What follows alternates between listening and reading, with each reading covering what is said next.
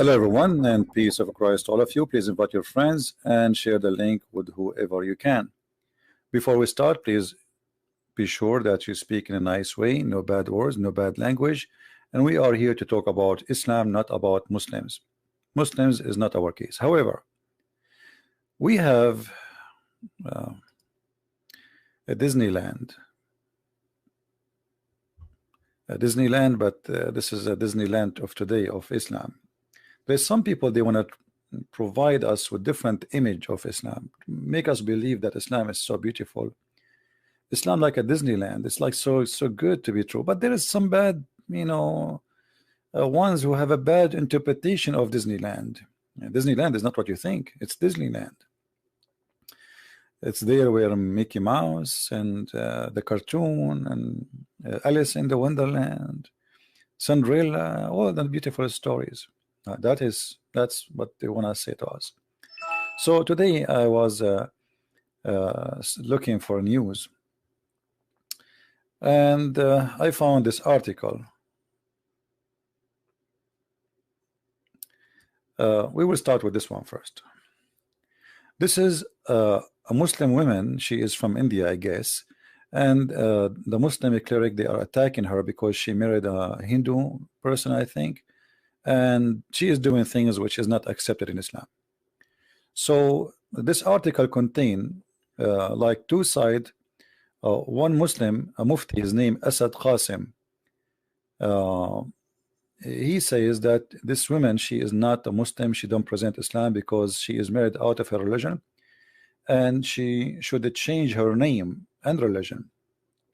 Islam does not need people who assume Muslim names and defame Islam and Muslim. So this guy, he's attacking this lady who is supposedly, I don't know, she is an actor. I'm not sure really who is she. I never, I'm not like I'm not Indian, as you know, so I don't know much really about who is this lady. So then another person, he answered him, and he is a Muslim. And here you see, I mean, the two sides of Islam. One, he is saying that this woman, she is not present in Islam, she is ashamed, etc., etc. And then another Muslim, he says to him a different opinion. As we see here, another Muslim, he said, reacting sharply to the cleric comment to Wasim Rizivi, the chairman of the author Shia. Here we go, he's a Shia. He answers saying, Islam does not bar her from wearing these things. There's no problem if any follower of Islam want to convert to other religion, they can do so, but nobody can be thrown out of Islam. I mean, who is here telling the truth? Is the story? Who is saying the truth? The one who is saying that she is not really a Muslim anymore, she is out of Islam, she is not present in Islam, or the one is saying, oh no, a Muslim, he can wear anything he want, he can follow any religion he want, and he can live anywhere he want, and nobody can be thrown out of Islam. I mean, who is the one who is saying the truth? Obviously the first one is saying the truth, the one which here in the title. So why we have those two things? You notice that the first one is a Muslim Sunni, the second one is Shia. Shia, they practice taqiyya day and night. It's like they're dead and let's say, sorry, bread and breakfast. So they cannot start their day without practicing taqiyya. So the taqiyya, the Shia here, he is trying to show that the Sunni sect is a bad sect. We are better. No, that's not true. Islam does not bar her from wearing these things. By the way, the Shia, they are the one who follow Ali, and Ali is the one who burned people alive. He burned them literally alive, like ISIS. And the Shia and the Sunni, both, they believe that if somebody did not practice Islam as the Prophet said or Ali said, according to the Shia, the Sunni only Muhammad, then he should be executed. So both of them, they believe in that. So why this guy is saying no, she can't do that? Just he want to show the word taqiyya, that we are Shia, we are better than the Sunni. So how we know which one is saying the truth? Later we will come to that. I saw another article here. This article, it says, it's called Middle East Forum. The first one, the newspaper here, it's called what? Outlook. Fully loaded magazine. I can tell this is fully loaded magazine. This is a very fully loaded magazine. So Outlook, actually I have the links for the news, all those articles in the information. Then we go to this one. This one is called Middle East Forum. Here you see an article in the top. It says Islam need reformers, not publicists. Okay, and I know how is that. The one who wrote the article, his name is AJ Kashita. Nice to meet you, Mr. Kashita. It's written October 2019. This is today. I mean, like, this is a fresh. And it says here, in the years since 9/11, Islamic reform movement has advanced. Islamic reform. Where's my water? Sorry.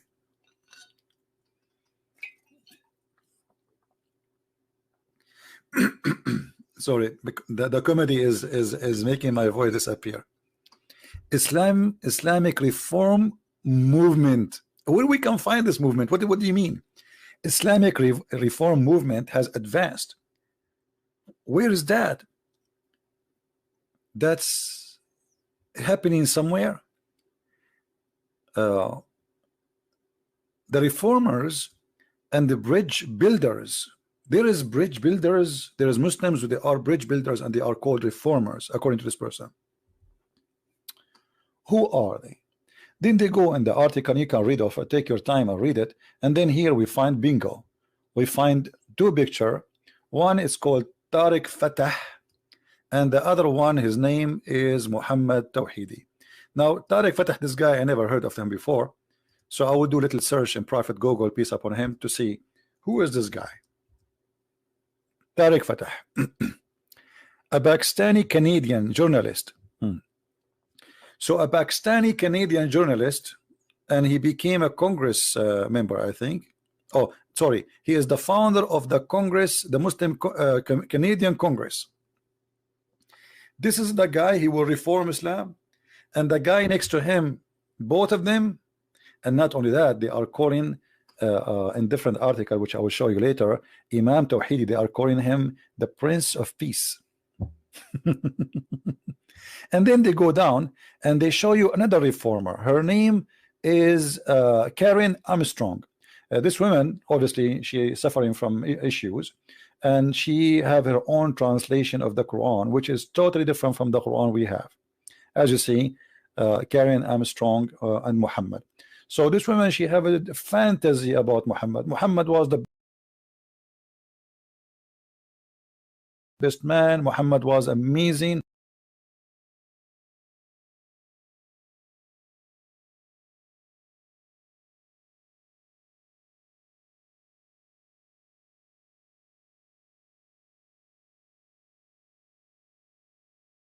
Muhammad never kill. Muhammad never say beat your wife. Even she say the Quran, when the Quran says udrubuhunna, she say the word in Arabic means stay away from them.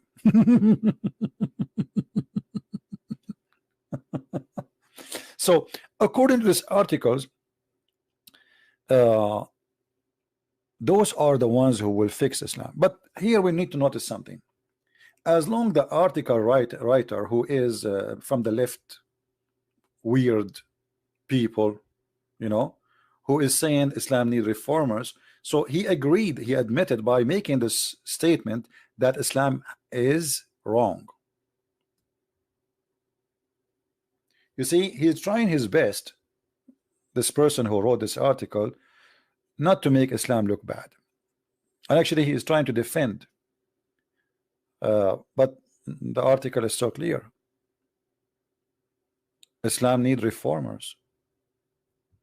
You see, Islam the way it is, it's not good. Islam the way it is ugly. Islam the way it is disgusting. Islam need reformers. This is what this guy is saying without knowing.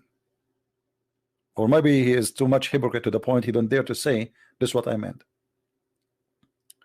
So when you say to me and you quote for me people like Imam Tawhidi, well, do Imam Tawhidi believe in the Quran? Yes, he believe in the Quran. So how Imam Tawhidi can be a reformers? I will show you another way of hypocrisy, how those people they fool you. Imam of peace. I was looking for a picture of Imam Tawhidi actually, and this news page came in the, like I click at the picture, I came to this article. It's called Ohio, the Ohio Star, and there is a link down in the info. Imam of peace Mohammed Tawhidi call out Talib and Omar amid Palestinian rocket fire. Okay, what he said by Molly Prince, the one who wrote the article. Her name is Molly. Hey, how are you, Molly? Nice to meet you. An Iranian-born Australian Shia Muslim Imam known as Imam of Peace called out fresh man Democratic Representative Ilhan Omar and Rashida Tlaib Saturday for remaining silent amid onslaught of Palestinian rocket fire into Israel. So this guy, he is against shooting at Israel. But hold on, this guy is a Shia. And where he go and where he study all his life, they scream death to America, death to Israel. Actually, there's pictures of him with one of the biggest sheikhs who hate America. He is their student. So what happened now? It is taqiyya. Let me introduce to you taqiyya. Taqiyya is a very Islamic practice according to the Quran, that a Muslim man, he can say anything to protect his target. So if our target to take over a country or to manipulate or to take over a political agenda, we are allowed to use anything. Actually, taqiyya can be used only, not only this, I mean even with your family or with your wife, with your children. As an example, your wife, she asked you, did you marry another woman additional to me? You are allowed to lie, to say no. This is called taqiyya, protection. And the philosophy of it, well, if you say the truth, that will cause a problem. So don't say it. Say no, you are the most, I love you, you are the only one in my life. Don't tell her I married, and even though Islam allow him to marry up to 4. Read carefully with me here. It says that the believer should not take the non-believers as friends. But Mr. Tawhidi, as you see, he is defending Israel, right? And he is against Hamas terrorism. But Imam Tawhidi will never answer you about what it says in the Quran, that a Muslim cannot take non-Muslims as a friends. So Imam Tawhidi, when he took the citizenship in Australia, did he take an oath that he accept the Australian government as a protectors and as authority over him? Yes. How he can do that? The answer is here. It's not allowed for him actually to do that unless it is security. So we can live in this country and we can spread Islam and we can fool them. Read carefully. So anyone he take non-Muslims as a friend, he has no honor, mercy, or protection from Allah, unless it be that you guard yourself against them, save yourself from them, taking it as it were security, saving yourself from them by speaking in a friendly way toward them while your heart is like this. Do you see it? Who is the one saying that? This is Ibn Abbas, the big boss of Imam Tawhidi. This is the cousin of the Prophet himself, and he is a very, very important figure in the Shia sect and the Sunni sect. So you can lie to them saying something, but in your heart you should be believing in the opposite. Read carefully.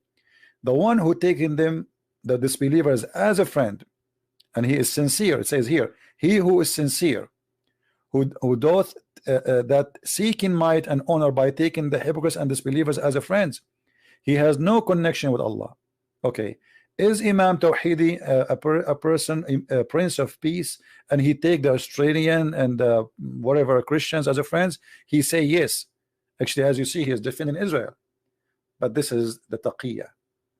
He's trying to present that the Shia, we are better than the Muslim Sunni. Join our mosque, convert to Islam here, and forget about the rest. After you convert to Islam, the story is different. So the one who take them as a friend, he has no honor, no mercy, no protection from Allah, which means Allah order those who follow him to kill those who take Christians and Jews as a friends if they are sincere. Unless that you guard yourself against them, save yourself from them, taking it where security is saving yourself from them by speaking in a friendly way toward them while your heart dislike this. So in the heart we have hatred, enmity, and then when we speak to them we say we love you, we are friends. This is Imam Tawhidi. This is Imam Tawhidi. And if you are a naive person who do not know what Islam is about, they will convince you. They will say, hey, the guy, look, he's defending Israel. No, they will never defend Israel. The Quran made it so clear.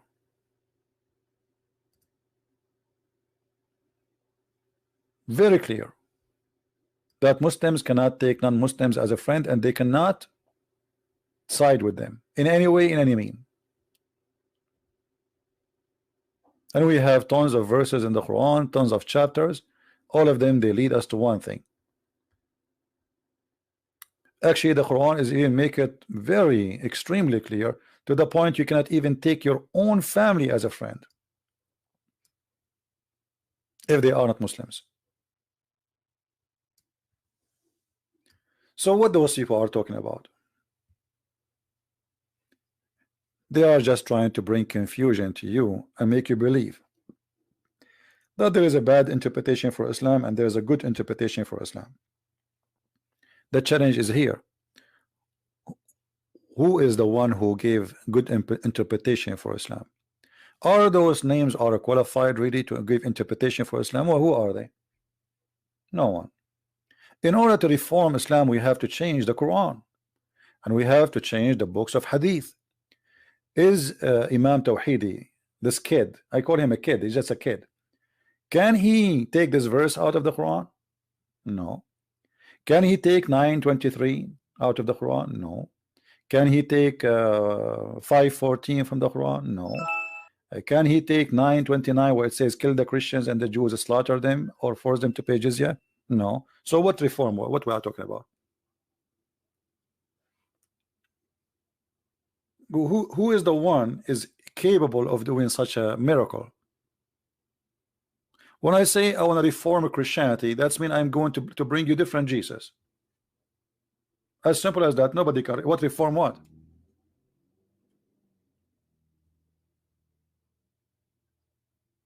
You cannot reform anything. I mean, we don't judge Islam by me or Imam Tawhidi. We judge Islam by Muhammad. He is the founder of Islam, and Muhammad, he made it clear.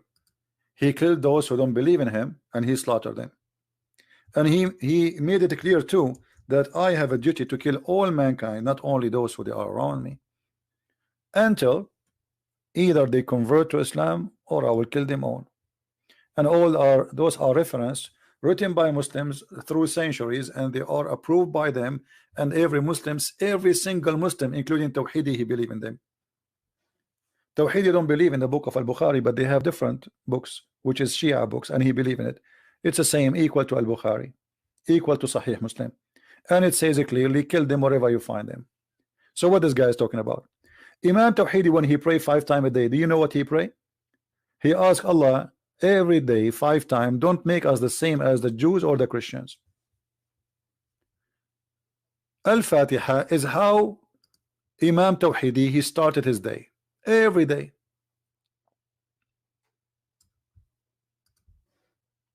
Every day in the morning, this guy, before he say good morning to his wife, he start cursing the Christians and cursing the Jews. This is his prayer. So the one who will call him the reformer, he is a person who call us and he curse us and he say, Allah, don't make us the same as the Christians, the lost Christians, and the cursed Jews.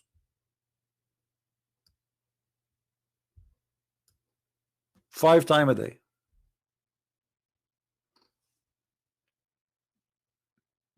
Ask Imam Tawhidi, what is the prayer he start his day with? He will say this one. Don't make us like the Christians, don't make us like the Jews. Guide us to the straight way, the way of those whom you bestowed your grace, not the way of those who earned your anger. This is a translation, by the way. Okay, who are they? Those who earned your anger, the Jews. Nor those who went astray. Who are they? The Christians. Ask Imam Tawhidi. Who are they? The one who they earned their anger from the Islamic Shia books, not from the Sunni.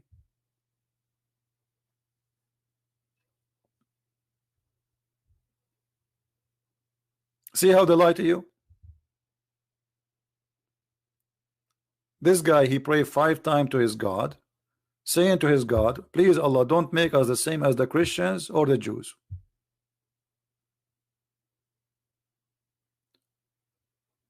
And then they want to convince us that Islam need reformers. How you can reform a religion? What reform mean?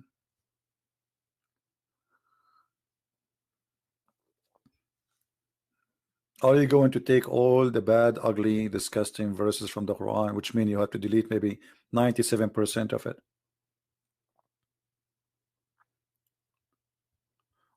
When you see a woman like this woman, Armstrong,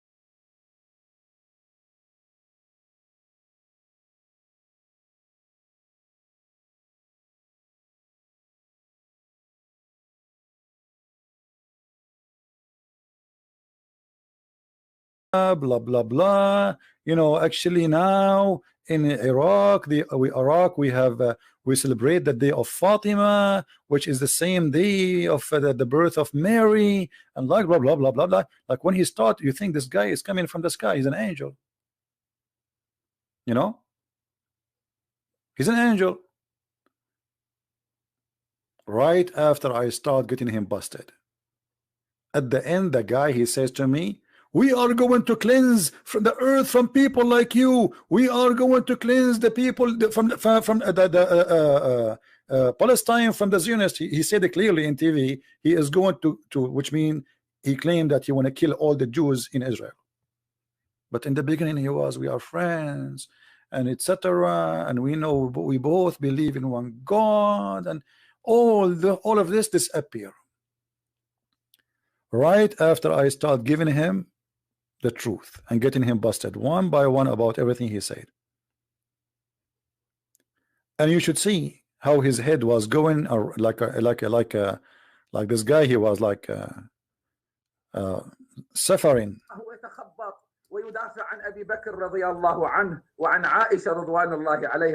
The liar, he was saying, we Shia, we defend Abu Bakr and we defend Aisha. Look how much they lie. The Shia #1 enemy for them is Abu Bakr and Aisha. But in his debate with me, he says, we Shia, we defend Abu Bakr. We defend. All right. مرة أخرى أعزائي المشاهدين نعتذر عن هذه الانقطاع. Anyway, that's, you know. لا فضيلة الشيخ أنت وجدت. He was really screaming all over. Anyway, so this sheikh, when he start talking, he is the same as Tawhidi. When he make a public speech, Christians and Muslims, we are friends, we love each other. You know, 2 minutes after I start getting him busted, he wanna destroy me, he wanna kill me, he wanna cleanse the earth from people like me. I'm a Zionist, and he will cleanse the whole earth from the Zionists in Israel. You know, so what happened? What happened to the one we are friends and we love each other? And so the beginning was taqiyya, the end was the truth.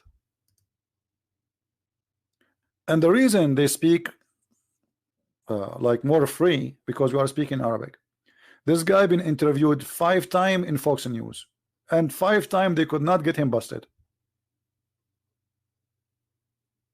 He sponsored Hezbollah. He support them. He went in a strike in the street to support Hezbollah. But in his debate with me, the debate is there. You can go, you can get it. You know, the whole debate is like an hour and an hour and 26 minutes, I think. But literally, I made him shish kebab. If you read the comments, if you go to the official website of ANB, like when you see the comment of Muslims, the Muslim, they say this guy, he is paid by Christian prince. There is no way that a Muslim, he will not be able to answer like this. Oh, you chose him because he's a Shia. You know, he don't know anything about Islam. Okay. Yeah, I paid him. Anyone I debate, I paid him. He got paid by me. Right?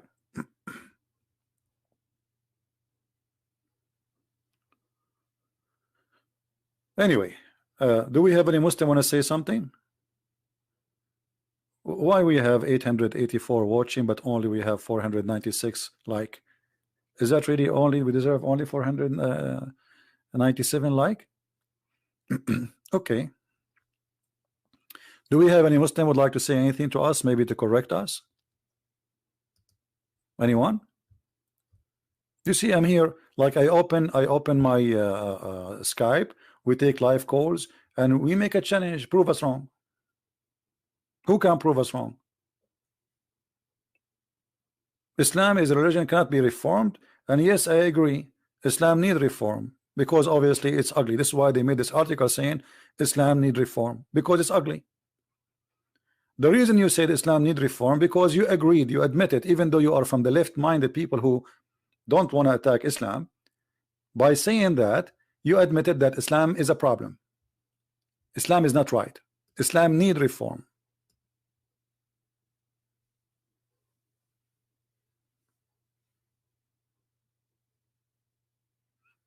Today, the president of France, Macaroni, I call him Macaroni because he's silly and stupid like the rest. He says, oh, we need to be very careful about watching the society watching the terrorist. This is what you need? Is that really what you need? No, what you need, my friend, is to open a TV station attacking and exposing Islam. If you show the Muslim that there's no versions waiting for them, nobody will join ISIS. They will go to Disneyland because Disneyland is more realistic. What you need to do is to show Muslims that Islam is false. Otherwise, if you arrest one terrorist, tomorrow there will be 10. You arrest 10, tomorrow there will be 100. Because the idea is there and they believe in it. You have to fight the belief, which is the reasoning. Those people, they think they want to fight terrorism, but they don't want to fight the reason for it. The reason is Islam. A police officer, he was a policeman for all his life, never hurt a person, converted to Islam, and then he attacked people and he started killing them. This is just last week. Why he was not killing people in the last 40 years of his life? Why he converted to Islam last year and today he want to kill people shouting Allahu Akbar, attacking them?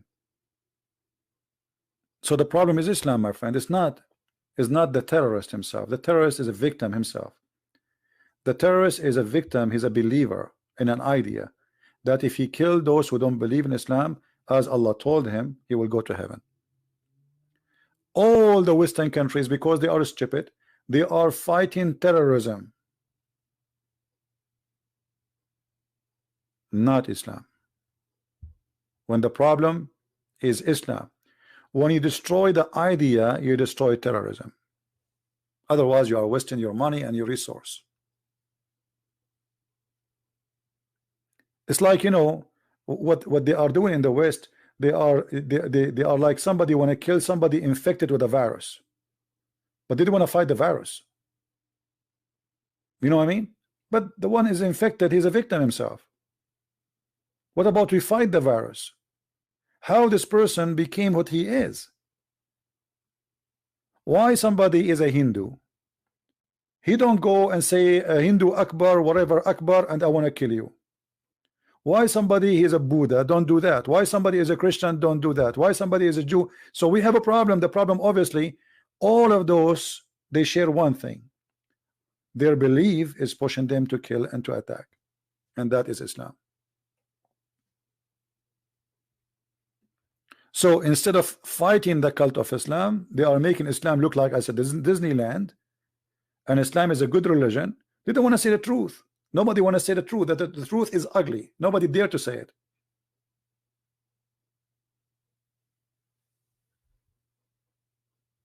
And look here, that we have a Muslim saying a flat earth Bible. The Muslim is not worried about what we are talking about. He's talking about a flat earth Bible. He is not worried about his religion killing and tons of thousands of Muslims dying every day. He is really worried about a flat earth Bible. By the way, the Bible says the earth is round, you idiot.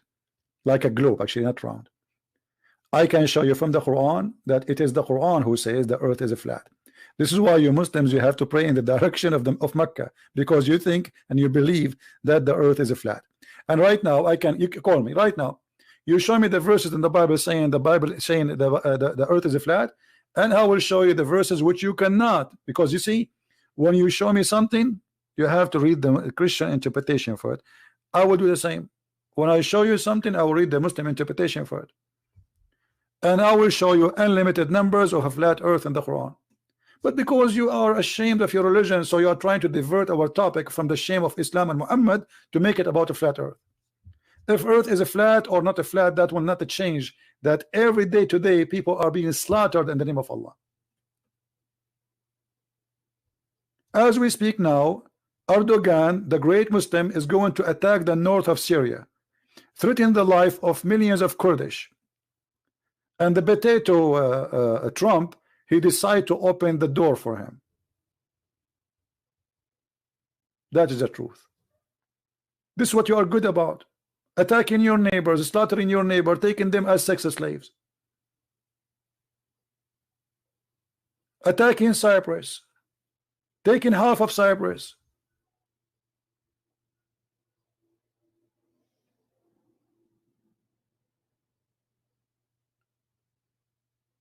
Stop calling Trump potato. He's a potato. He's a big potato. He's 6 foot tall potato.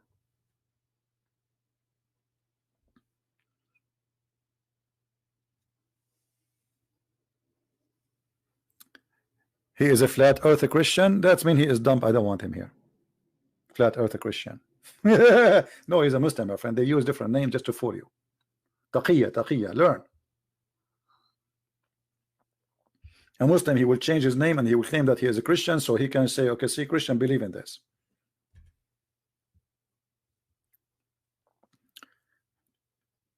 Trump is a person who treat the world as a business. He think the whole earth is a business, is a company. He don't have really any level of respect for what something is called ethic. He is the same as Democrat. He is Democrat actually. The difference between him and the Democrat, that this guy, you don't understand what he wants. In the morning he says something, afternoon he's like Muhammad. In the morning he says drink wine, afternoon he says it's forbidden. So in the morning he said to the Kurdish, we are your friends, we will not let you go. Afternoon he make a phone call, he says okay, we are leaving.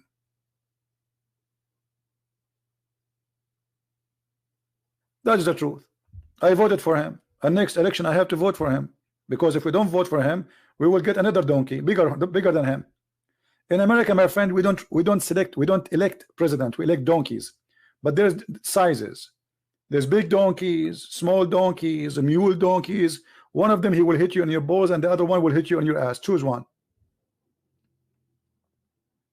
But all of them are donkeys. All of them, with no exception.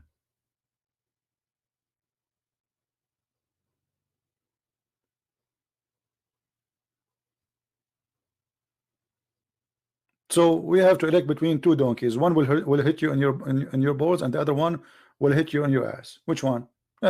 Maybe the ass is we have a cushion there.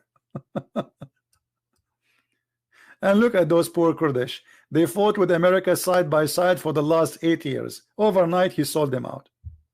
Overnight. You know, no dignity. Business. You know what he talk about? We are spending money.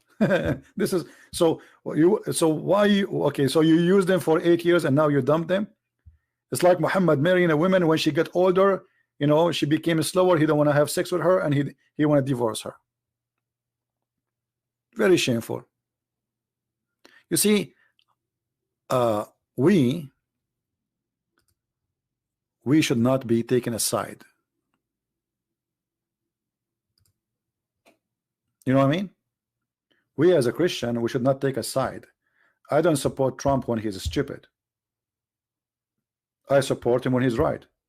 And this guy 90% of the time, the only thing he's right about maybe is economy. The rest is stupid. His policy is stupid, his politics is stupid, his sanctions are stupid, his war is stupid, his peace is stupid. Everything he do is absolutely stupid, like Obama.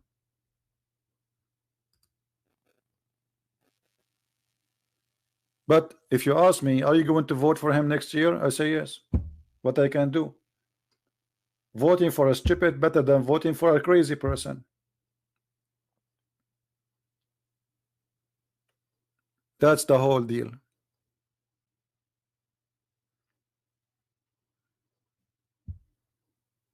Right?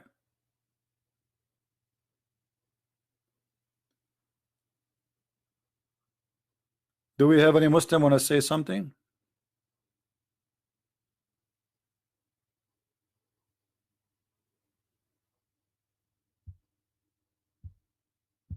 Any Muslim want to say something?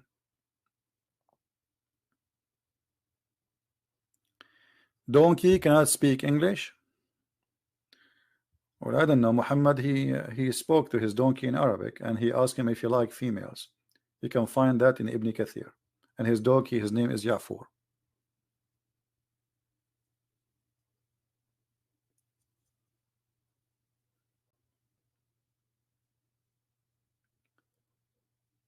Any Muslim here would like to say anything?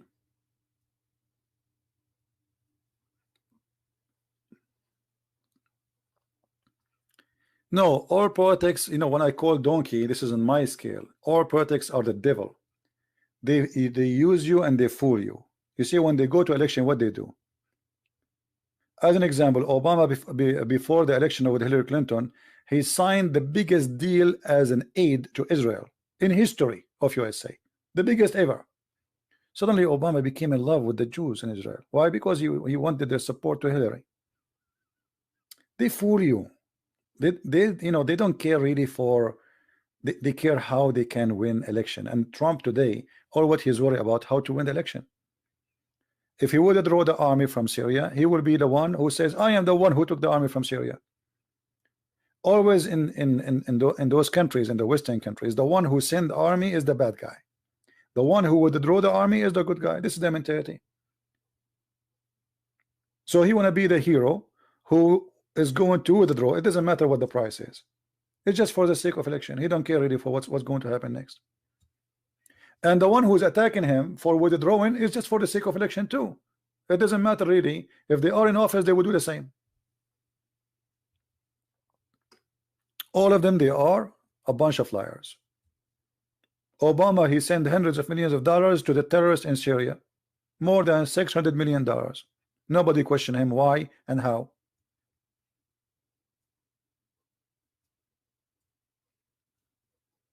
And Trump will not be better. He's the same, But this will give a message to the whole world that you cannot trust, American government. You cannot, because American government, the system here is a business system. It's not about what is right, what's wrong. It's a business.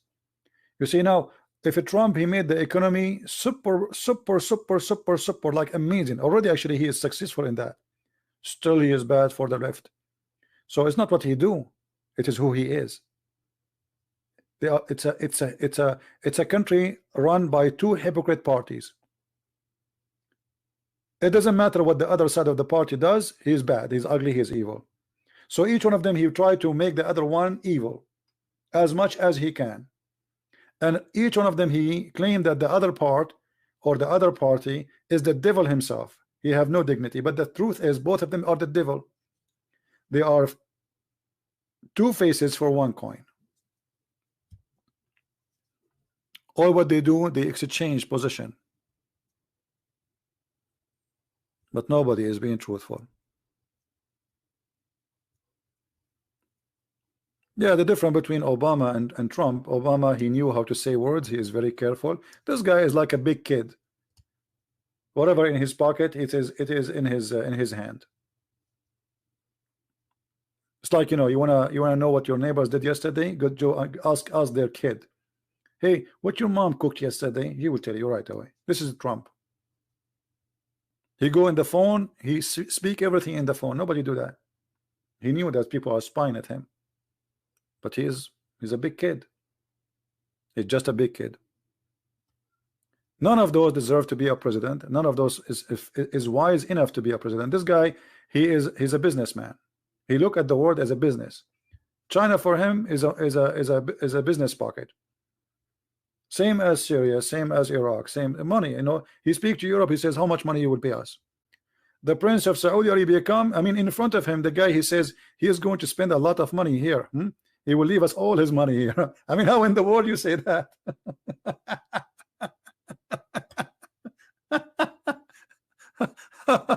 What kind of a president he is? He's just a kid. He is just 6'2", tall kid. He say things nobody should say. And actually, this is why he won the election. Because people, they are sick of people being fake. Nobody want to say nobody speak as things as it is. This guy speak things as it is. All what he want from the crown prince is his money. So the crown prince, he says, come. So okay, so he will spend a lot of money here. Huh? How much money you will get? $400 billion he will give us. Yeah, he's making the guy even look bad in front of his people, because his people are listening. Our crown prince is taking with him $400 billion to give them to USA. Trump, he said that. So we don't support a side. We support what is right, and we go against what is wrong. So when Trump he do wrong, the same as Muhammad. You see, if Muhammad was a good person, I'm not going to go against him. I mean, let us say he's a false prophet. At least, you know, let us say he was a false prophet, but he don't teach violence and killing. I would say, okay, just false prophet, liar. But Muhammad is a very ugly person, extremely ugly.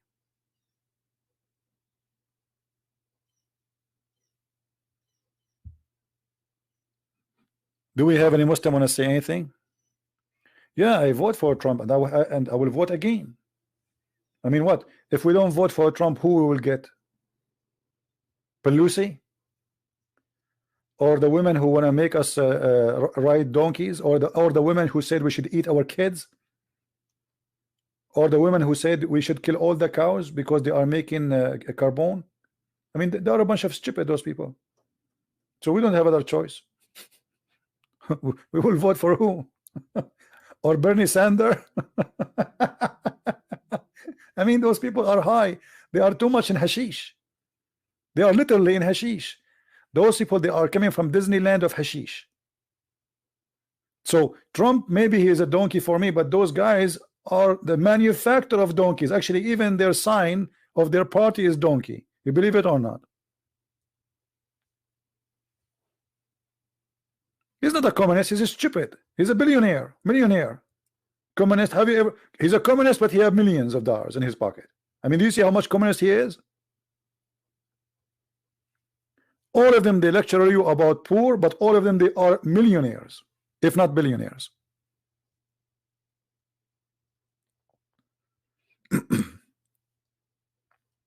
Like, I find it funny when Trump, he speak about the poor. I mean, look who's talking. He feel for us. Yeah. All of them, they feel for you. But those are speeches just for propaganda. We knew it. We are not stupid. Now, do we have any Muslim want to say anything?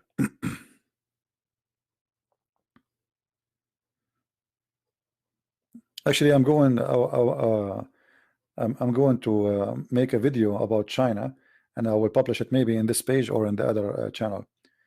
Because, you know, I went to China, and I was expecting, first time I went there, I was expecting a communist country. But there's no communist in China. The only communist is the poor ones who they are living in the province. There's billionaires. I mean, not only billionaires, I mean, there's trillionaires in China. You will see the most expensive cars everywhere. So in China, either there's people are eating rat for a dinner, and it's like their turkey. Literally rat, I'm not exaggerating. Literally, they eat rats. This is how poor they are. Or there's people, they are changing the car when they change their shoes. This is a China. So the outside is a communist. Communists are you know, it's a big fat lie. There's no communist. It's a big fat lie. It's just a system to control others, a group of people. They are the gang, the mafia. They will control the government, and they will become billionaire because of the government. And then the title is all the people are equal. Go on the street and see how equal they are. You will see that that's not true.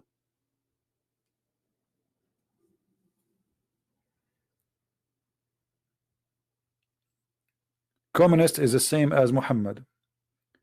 Muhammad, he says, kill them and take their money and we spread it on us. But when the truth happened, he says the fifth to me and the fifth to Allah and the best of the booty to me.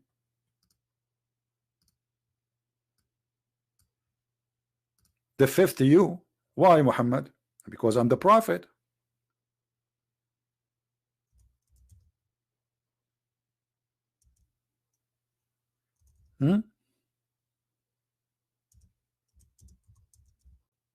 He's the prophet. He will take the best of the booty. And he will add after that, he says, and that the fifth will go to Allah and his messenger, and then we give the charity for the poor.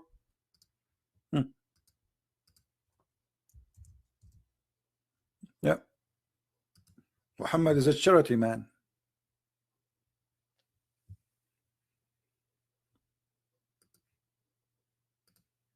Very much charity man.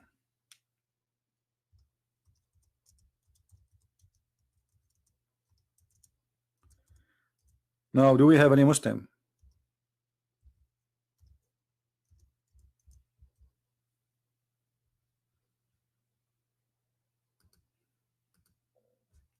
Anyone?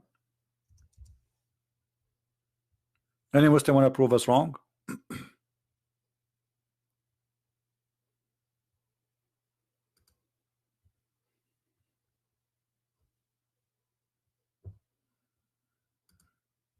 No one?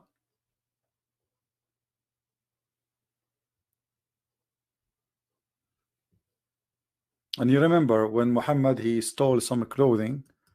I mean, even a prophet, he steal clothing. The Muslim accuse him that he stole an underwear.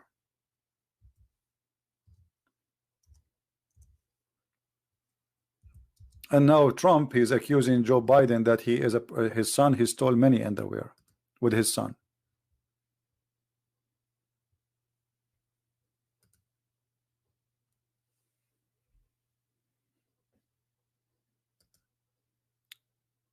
So do we have any Muslim or no? All right, look like we don't have Muslims for today. It's a dry weather today, maybe. Today is October 8, 2019, and now it's 4:34, and look like we are very dry today. I don't know what is today. Why October 8? What October 8? Oh, maybe today is Mut'ah Day. Is it Mut'ah Day? Mut'ah Day usually is a Thursday. I mean, still early for Mut'ah Day. Anyone?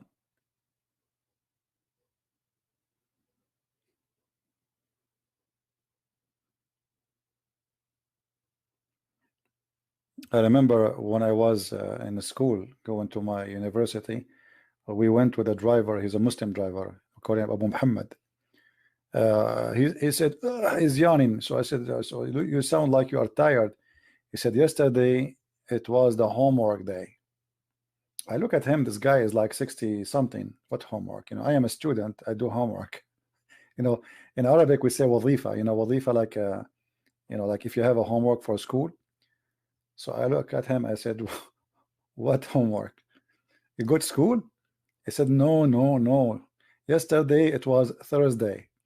This is the day we Muslims, he knew I'm a Christian. We Muslims, we do our homework once a week. I did not. I said, we Muslim do. I said, what do you mean? He said, that come on, my wife, you know, we had boom, you know.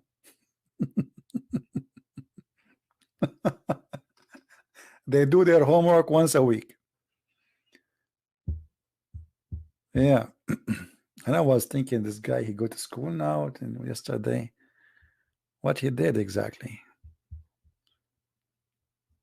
Oh boy. EF Dawa. What is EF Dawa? I don't contact anyone. The one want to debate me, I'm here. What about you? Contact them, whoever those guys, and let them call me. Do I have a wife? No, I don't have a wife. Thank God. Anyone?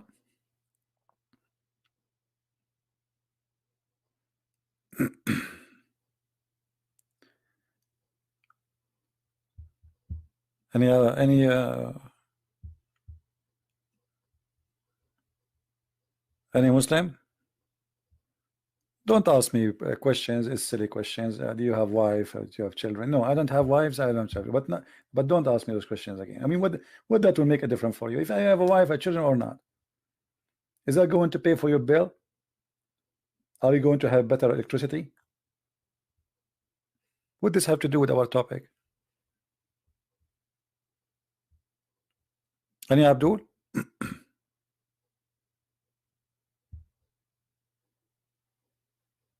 Yeah, the question is, do you have a brain? That's a good question. Are you sure you have one? Touch it.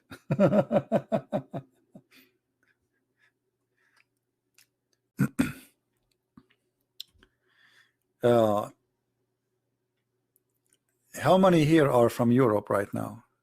How many European are listening at this time? For those who are from Germany, by the way, my book in German, the Sex and Allah in German, already published, and it's in Amazon Germany, in case you like to have your copy. And we have we have our Dutch book, Sex and Allah in Dutch. All right, we have many people from Europe. That's good.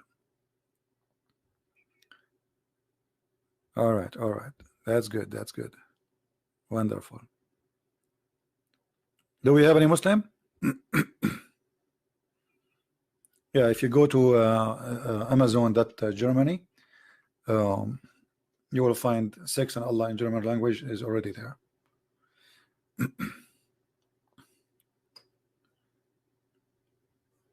I'm losing my voice.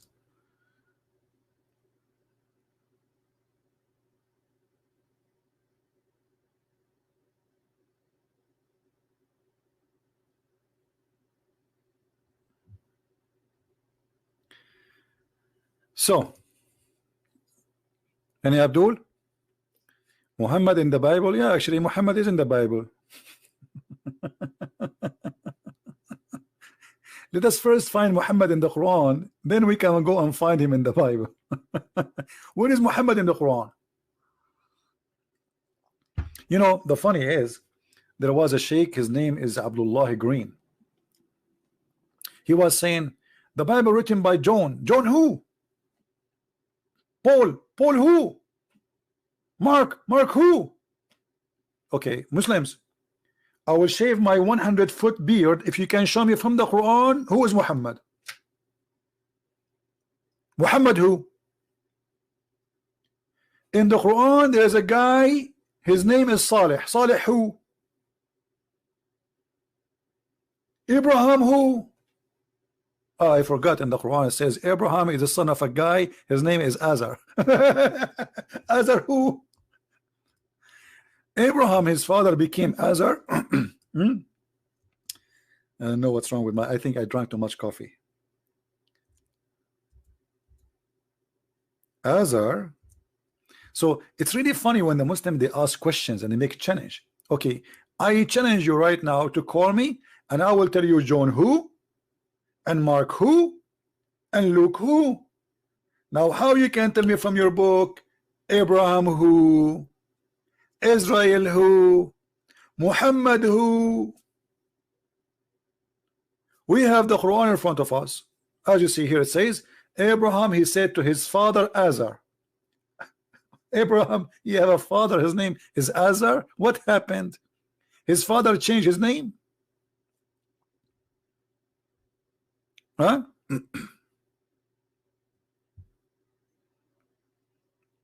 Joe, we have somebody already working in that. Don't worry about it.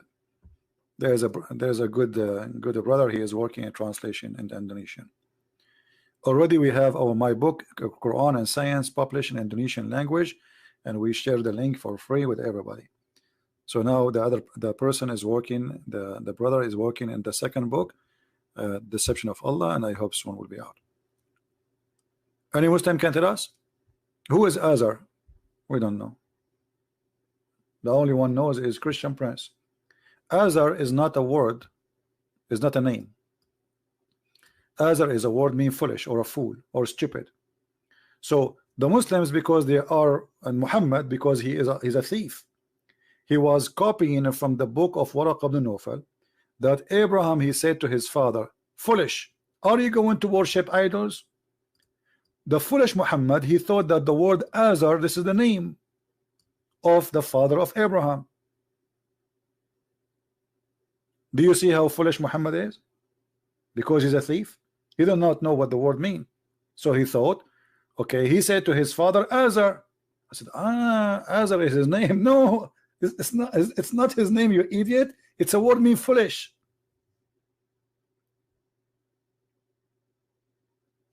So the smart Muhammad, he made the word foolish the name of the father of Abraham.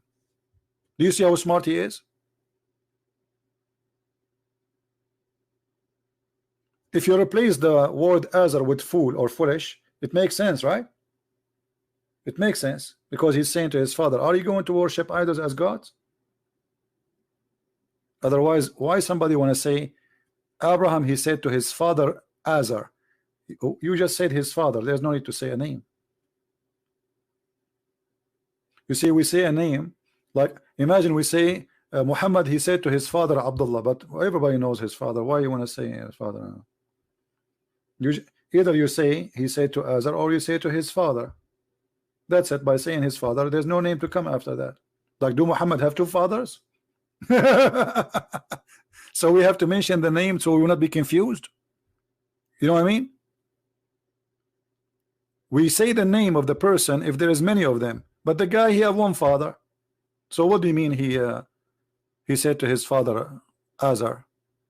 But because Muhammad, you don't speak the language, he is copying it from the book of Waraq ibn Nawfal, and in the book of Nawfal it says he said to his father Azar.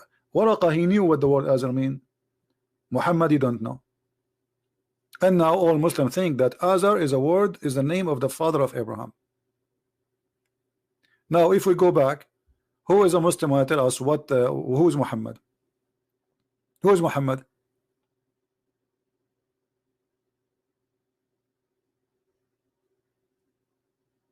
Anyone can tell us who is Muhammad? How we can even get a proof that Muhammad exist? Because you see, Muhammad is not his name. Or if we go in the Quran, even the Quran says so. The Quran speak about a person. Sometimes his name is Muhammad, sometimes his name is Mustafa, sometimes his name is Ahmad, but they are not the same.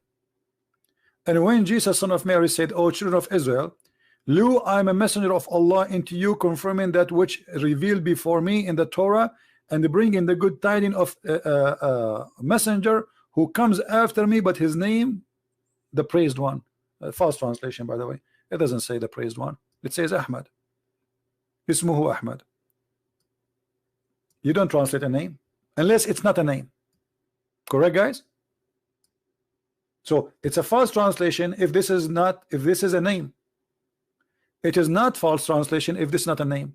And that's exactly what who is Muhammad is. Muhammad never have a name. This is a title. So who is your prophet? They don't know his name. Until now, they do not know his name. If his name is Ahmad, that's mean his name is Ahmad, not Muhammad. There's different. The writing different, the pronunciation is different, everything is different. So which one is his name?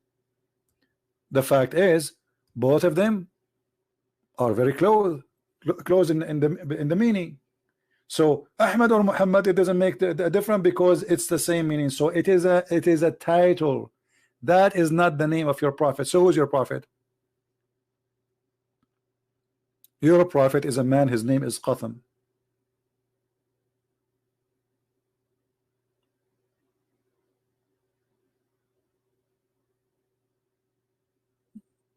Azar is a girl name. Now you are talking about something, the pronunciation is different.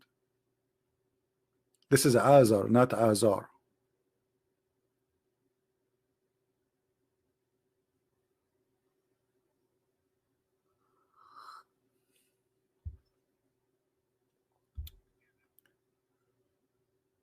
Any Muslim?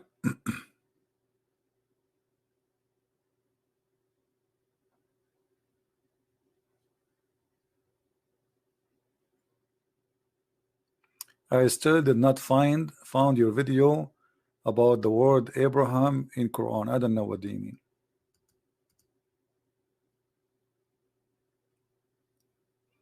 Abraham in the Quran sometimes come as Abraham, sometimes come as Ibrahim.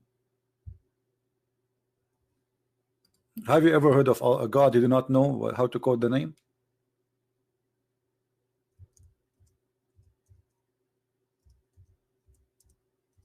Why?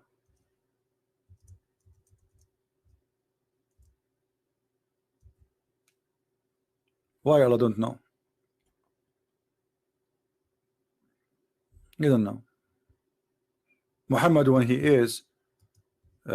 learned that his correct name is Abraham, he starts saying Abraham, but always he say Ibrahim. He correct himself.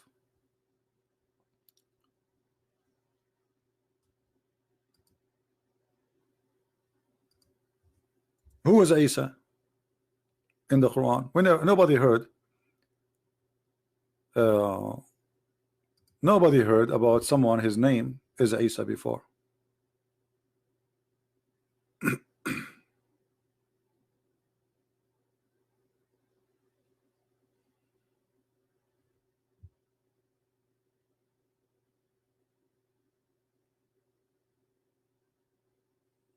Any Muslim?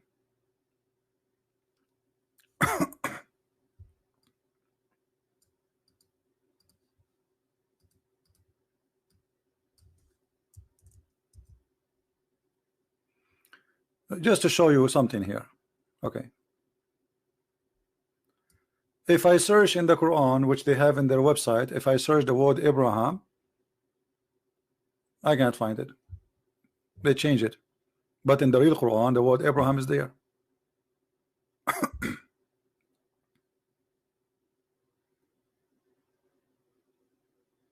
Actually, it should appear in the Quran as you see it in the screen in more than 33 places. They change it all. They make it Ibrahim. So it's Ibrahim or it's Abraham.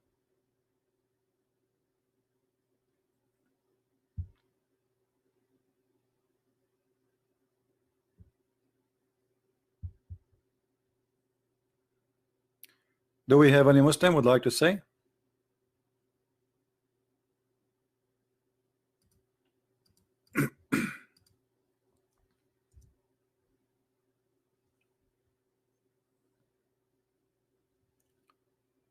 No Muslim. Are the Arab possessed by the devil? Why you think so? What does have to do with being Arab? There's people, they are possessed by many things. The devil can appear to us or in our life in many ways. People are obsessed by money, power, not only Arab or Muslims. You know, look around you. You know, we have to be honest here. Look around you. Don't you see how the world is? Look at the TV. Open the TV. What you hear on TV? Sick news. So it's not only them they have a problem. We are talking about a topic. It's called Islam, but we are not saying we are better than others and the rest are garbage. This is not the story. The same as the Arab, they have many problems. In your society, you have many problems. This is not our. We are not here debating about who is better as an ethnic. That is not accurate. People are people everywhere. In every society, there's good and there's bad. The Arab, they have many good things and they have many bad things. Same as in your society, wherever it is.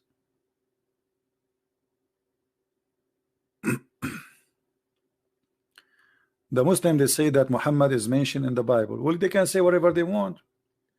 But in order for Muhammad to be mentioned in the Bible, you know, you can search that. I have a video. It's called Muhammad in the Bible. Shocking. Just I made it a few days ago. I mean, maybe 2 weeks ago. Watch it and laugh. For Muhammad to be mentioned in the Bible as a prophet, he have to be a prophet first. Have you ever heard of somebody? He's mentioned that he is going to be a prophet, but he's not a prophet. How Muhammad can be a prophet and he says that the sun set in the murky water? What is that a scientific prophecy? Because before that we never learned where the sun set. He is the first one to tell us. How Muhammad is a prophet, but he thinks that the sperm of the man became a congealed dead blood. How Muhammad is a prophet, but he claimed a prophecy that if women have orgasm first, the baby will be a girl. If the man have orgasm first, the baby will be a boy. So regardless if you can find the name of Muhammad in the Bible or not, which is not true, but if you want to find the word praised one, well, oh, the Bible is full of it. You see, the Arabic and Hebrew, they share all the same roots. Most of the Arabic and most of the Hebrew is coming from the Aramaic. So the Muslims, because they are so desperate, as an example, Didat was saying that the Song of Songs, there's 1,000 videos of Didat saying the Song of Song is shame. The Song of Song is a book of porn. How many of you saw Didat saying that? Suddenly somebody told Didat that the name of Muhammad in the Song of Song. Suddenly the Song of Songs became the book of God. Muhammadim, the Madamadim. Like, what happened? Yesterday the Song of Song was a porn. Yesterday the guy was saying to the Christians, do you dare to read the Song of Songs for your children? Yesterday, a day after, the Song of Songs is the book of holiness. Hypocrisy, stupidity.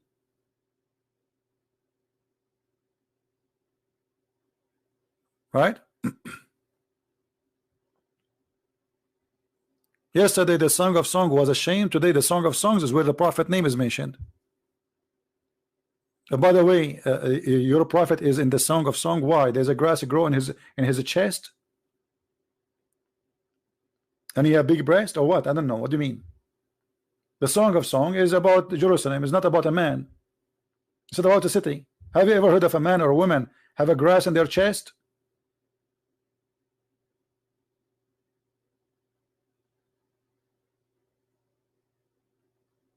But Muhammad, that's it. He found Muhammadim. So obviously the Song of Song is about Muhammad. When you are bankrupt, you are looking for anything to find a solution. How we can prove Muhammad a prophet? We could not prove to them that Muhammad is a prophet from the Quran. He is bankrupt. So let us try to find Muhammad in their Bible. How you keep saying to people that your Bible is corrupt, and then you say to them Muhammad in the Bible?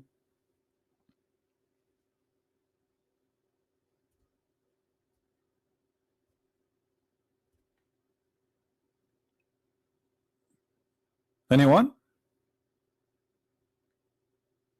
Is it corrupt or it's not?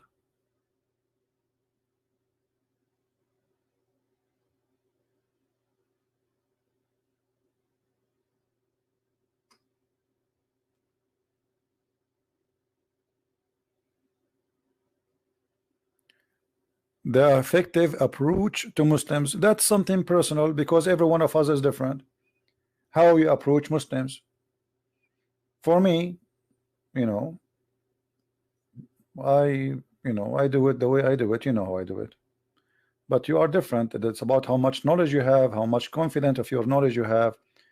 You see, don't approach anyone if you don't have knowledge, because that will make you look like a fool, or even will be against you.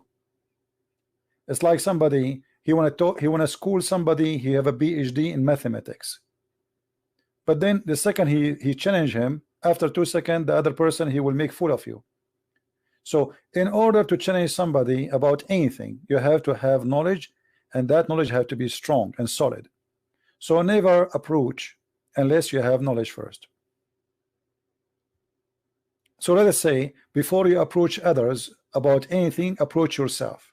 Educate yourself, prepare yourself, study yourself, what you want to talk about, otherwise you will look like a fool. Can you call me? For sure, Asim. Are you a Muslim?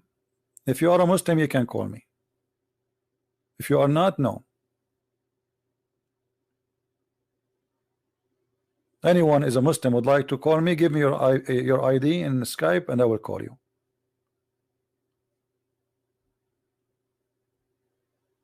Abu Asmar, he says, عليك من الله ما تستحق سيرين الله في عجائب قدرته يا مشرك. Look at this guy saying, he is cursing me, saying Allah will show us his miracle. Your God could not even save Muhammad. Muhammad, he died by poison, and Muhammad was screaming, and Muhammad, he died from the pain of the poison. Where is Allah? What is the miracle of Allah? مات رسولك بالسم يا هذا. مات بسم الفئران الذي سرقته عائشة من الجيران، فهل وضعت هذا في الميزان أم أنك من دول البلقان قد بدلت الحطب بالأسنان؟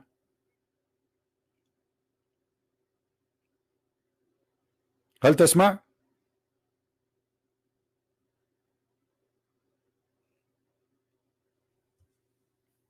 Where is your prophet? You are cursing me. Allah will do something to me. Here we go. You're a prophet. He died by poison, and he was praying to Allah every day. Allah, Allah, and here Allah did nothing. The funny that Allah he saved Jesus, but Allah will not save Muhammad.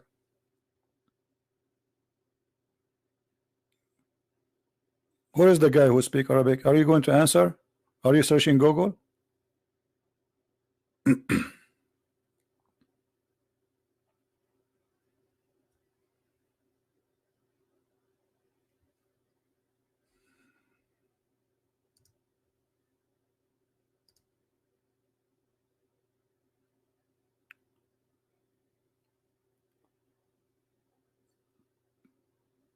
Which one is the true goat, sheep, or a bird who ate? Have you ever heard of a bird eat a book? I mean, I got really, questions. Have you a bird ate the book? What? Since when birds eat books? Man, no. The hadith says dajin. Dajin. Dajin in Arabic is for any pet live inside the house. So, but usually those who eat papers is goats. And as I know, like the most popular animal in Saudi Arabia or in the desert, either camel or goats. Why? Because they can survive the heat and the tough life. Sheep, they die easy. They get infected with the heat easy. They need they cannot survive that easy. But goats, they are a lot more hard animals. You know, this is why you see goats living in the mountains. Sheep, they cannot really survive by their own. Goat can.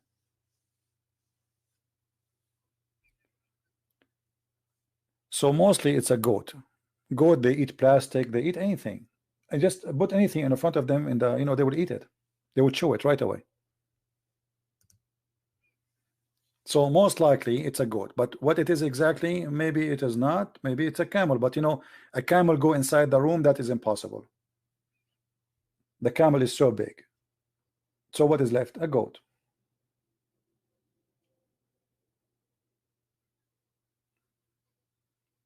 Yeah, goat, they eat anything. Actually, اسمع يا زنديق، أرنا محاورة على البث المباشر.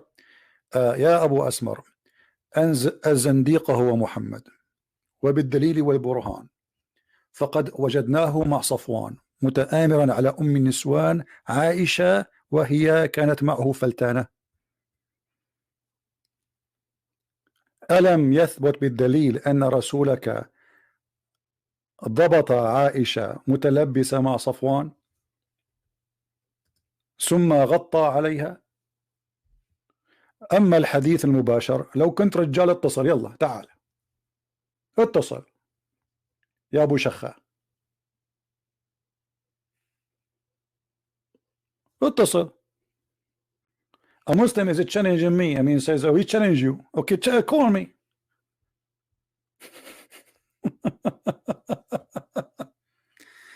على البث المباشر مع أحد علماء المسلمين. وهل لديكم علماء؟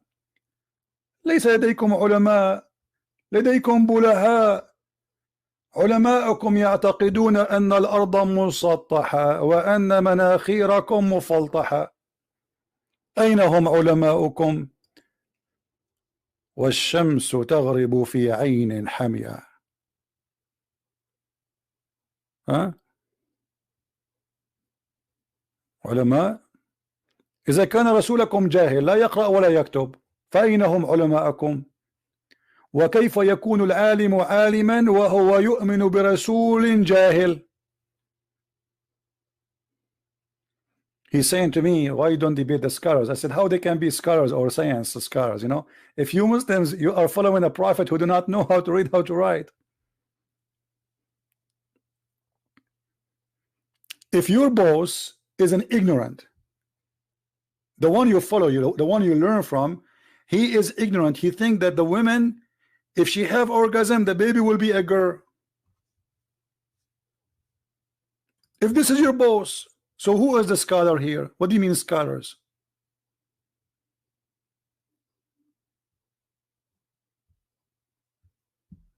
Right?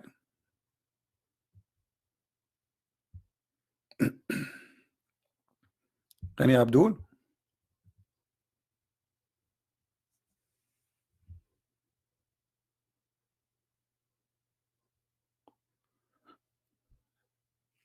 Any Muslim? Look, how many times we said any Muslim, any Muslim. I feel like sometimes like somebody in the front of a church begging for money. Like any Muslim, any Muslim. Like, come on. What is that? So when a Muslim, going back to the topic, when a Muslim says that we have a prophet, well, a prophet, he will not say such a stupid thing, that the sun set in the murky water, for this is a false prophecy. So to be a prophet, you should be a decent prophet. Someone prophesy, otherwise I can prophesy too. I can prophesy too. Anyone can prophesy, but people will laugh at me and they will say you are a liar. Right?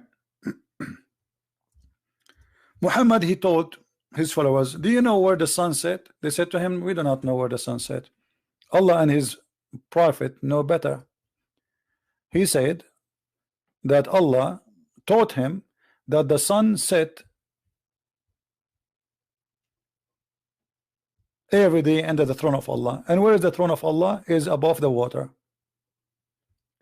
Muhammad, he forbid the Muslims from praying during the sun rising. Why? Because he said that the sun rises from between the two horns of shaitan. Prophet, he's a prophet. He knew. I mean, he is the only one knew where the sun rises from between the two horns of shaitan. Learn the Quran. I mean, why he don't call me? Tell this guy, learn Quran, Quranic Arabic. Why you don't call me? Call me, baby, so we can respond. What he respond? Let me show you. Tell your friend, okay, the Muslims, how they respond to what their prophet says. Either they will say this is da'if. We know the story of da'if, right? Da'if, anything they don't like is da'if, brother. Anything they don't like is da'if.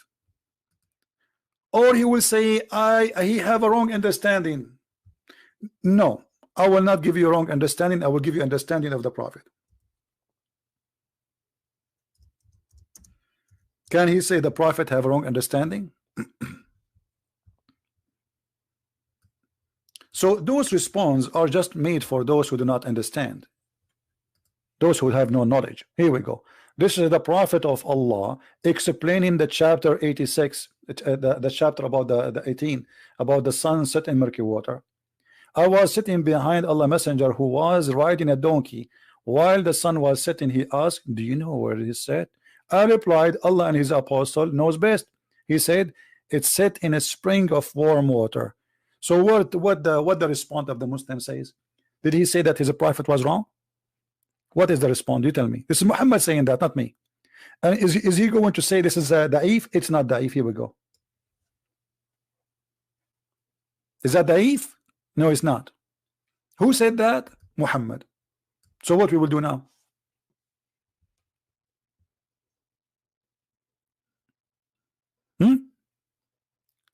So in order to cover up the madness and the stupidity in the Quran, they start fabricating stories. There is many stories which is not true. The Quran was not saying that the sun set in murky. No, it says that the sun set in a spring. They say to you, brother, he thought the sun sitting in the ocean, but it's not Allah who's saying that. No, the one is talking here is Allah, and he is not saying he thought. He said he found it. And look what he said. Allah saying, until the guy he took away and he followed that way, until when he reached the setting of the sun. Who is the one saying that? Allah. And actually he did not say the setting of the sun until he reached the sitting place of the sun, and he found it. You see, he found, you know, when you say he found it, is not he thought. He is reporting a find. And then he says, and near it, after he found it sitting in spring, and it's not in the ocean as they claim and they lie. As you see, even the Quran says it's spring. Why it is a spring? Because there's legions, people, they could not explain how some places there's boiling water, spring of water boiling. Usually it's muddy volcano water. So what they believe, that obviously because the sun jump in the spring at night, that is making the spring boiling. This is where the sun goes. And then it says, and near it, near what? Near the sitting place of the sun, which is a murky water boiling, he found people. So how they can say the guy he thought? It's very clear in front of you. And who confirmed the interpretation? Muhammad. Here we go. So let us say Christian Prince, he is trying to deceive you in the meaning. Muhammad here is saying clearly, this is what he meant. And he did not say it's set in an ocean. It's set in a spring of boiling water, hamia, not warm water, boiling.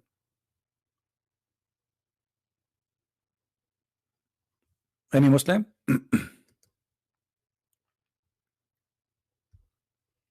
Do we have any Muslim want to say something?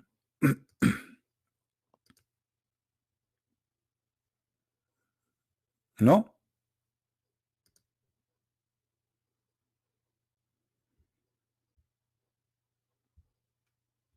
Is somebody saying about the law of the Old Testament about the daughter of the priest? Okay, my friend, as long you are against the law of the Jews, why you Muslims take the same? You're a prophet, he burned people alive, and he ordered to burn people alive. And Ali, he burned people alive, and he took everything from the Jews, he put it there, stoning to death, burning people. So as long you're against that, how come you are believing in Muhammad? How come you don't ask the same question for your prophet? I will tell you why. Because you are a hypocrite.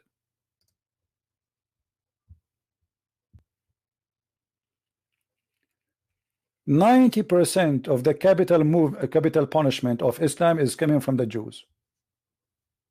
You have nothing, you don't have religion. Even your fasting coming from the Jews.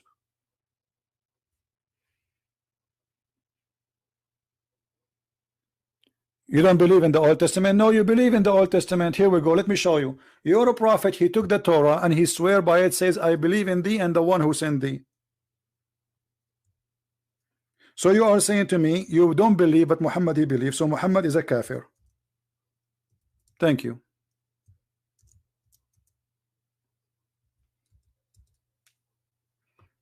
Do you see it? Muhammad, he asked the Jews to bring the Torah, and he put the Torah in the cushion, and then he swears saying, I believe in thee and the one who sent thee.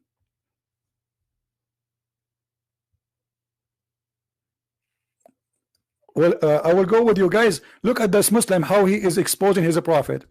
He is saying the Torah is not preserved. So how Muhammad he swear by something not preserved? He must be a false prophet, because if it's not preserved, and then you say I believe in thee, which is not preserved, that's mean Muhammad is a scam. Correct, guys? As long you are saying that the Torah is not preserved according to you, then we find that your prophet taken an oath in unpreserved book saying I believe in thee and the one who sent thee. So who is the scam? As an example, if you say to Christian Prince, are you going to swear by the Quran? I will say, over my dead body, this is a fraud book, this is not the book of God. So how Muhammad he take an oath in a book which you're saying it's a fraud? Huh?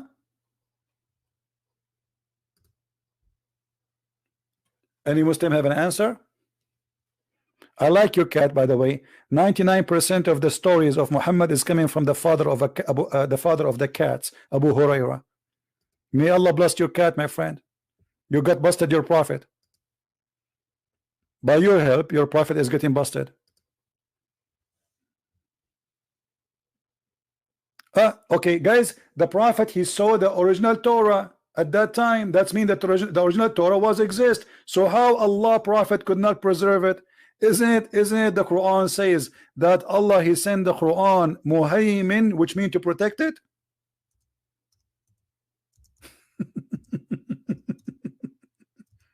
Guys, look what he said. He said the Torah at that time was preserved.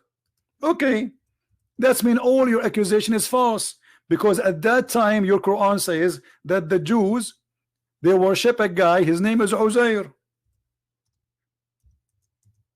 At that time your prophet, he says يحرفون الكلم عن مواضعه, accuse the Jews that they corrupt their book. Is that what the Jews book saying, that Uzair is the son of Allah? So how your prophet he swear by the Torah? Is that in your book or in my book?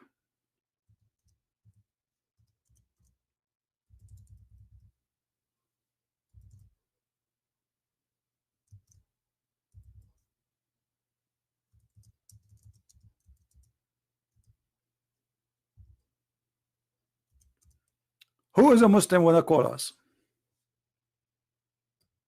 Look at this verse, a disaster.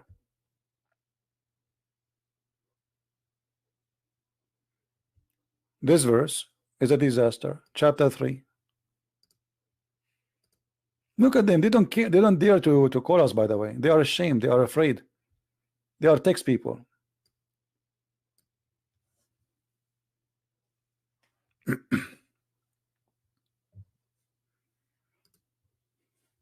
In Islam, we believe in 4 books: Zubur, Torah, Injil. That's a lie, because if you believe in them, then you should have them. I mean, this is the most stupid argument. How you believe in the books? You just say they are corrupt. Are you mentally ill? How you believe in books are not exist? Did you see the real? Did you see the real Bible? A second ago, just to show you the madness of the cult of Islam, this guy a second ago, he was saying that the Bible is corrupt, and now he's saying he believe in the Injil, he believe in the Torah. How you believe in them but you don't have them? Do you have them? We believe in them, but do you have them? No. So how you believe in them? That's mean you are a drunk person. How you believe in them? Do you have them? No, we don't have them, but believe in them. Stupidity. Stupidity is intelligence these days. I believe in the Bible. Brother, we Muslims, we believe in the Bible. Brother Zakanaik, is the Bible corrupt, brother? Absolutely. But so you are saying you believe in it? Exactly. But if it's corrupt, how you can believe in it? I told you I believe in it, but we don't have it. We don't need to have it, brother. We believe in it. But how you can believe in something you don't have? I don't have to believe in it in order to have it, and you don't have to have it in order to believe in it. We believe in it. As an example, we believe in Allah, but we don't have Allah. There is no guarantee that Allah is a real God, but we believe in him. Any Muslim have something to say?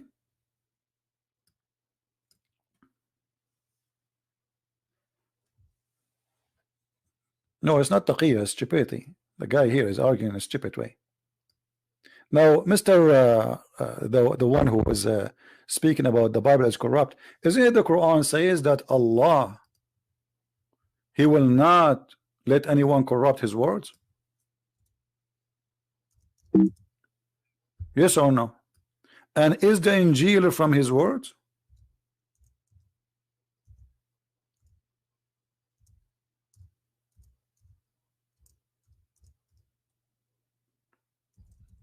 Who's a Muslim wanna call me? I mean, why those Muslims are just, what the problem?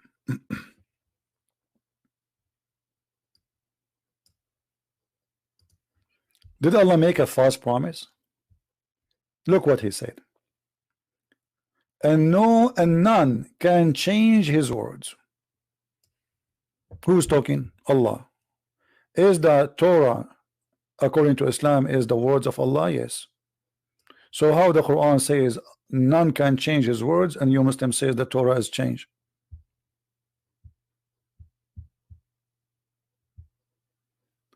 Dr. Hassan, he like to call me. Okay, no problem. Give me your ID in Skype, Hassan. especially if you're a doctor.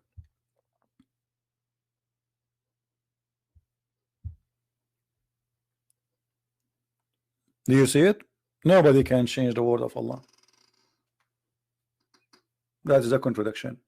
Here the Muslim, they will say, oh, he meant the Quran. That's stupid, because here it says nobody can change the words of Allah.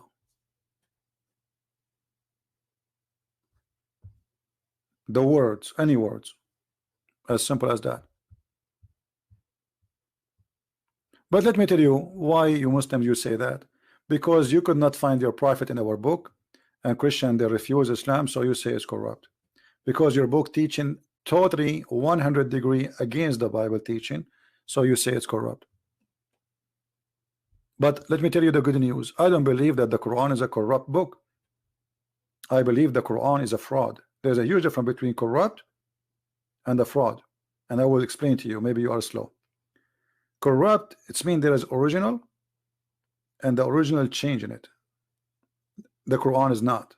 The Quran from the beginning, the original is a fraud.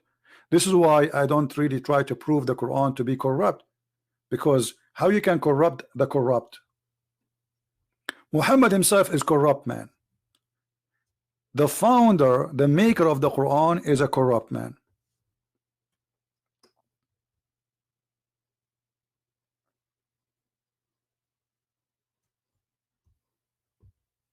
Any Muslim?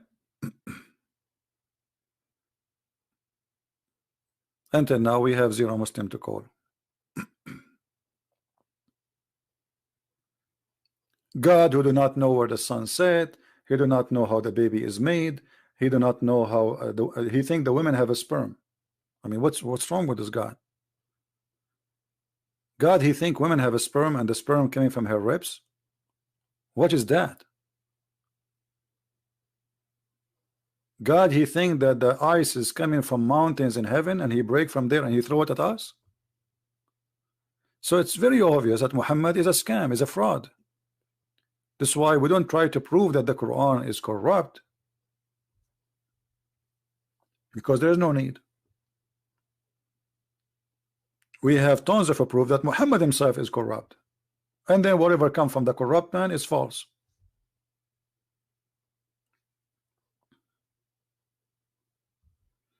Exactly, he could not remember the order of creation. One place he said that the trees and the trees and the grass made first, and the other verse says the stars made first. Have you ever heard of God? He cannot remember which one he made first. Why? He have a short memory. He's suffering from aging. Like you get older, you start forgetting things.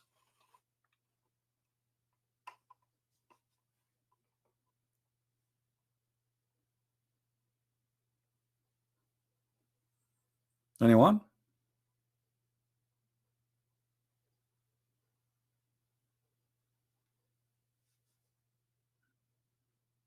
Maybe Allah, he got old and he lost his memory. You never know. I mean, things happen.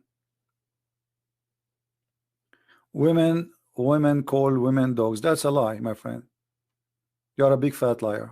It is your Quran who make the women equal to poo-poo and to donkeys.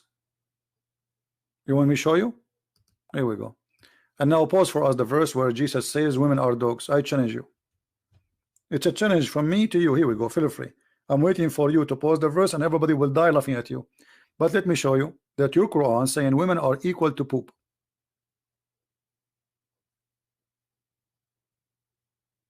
Are you there, Abdul?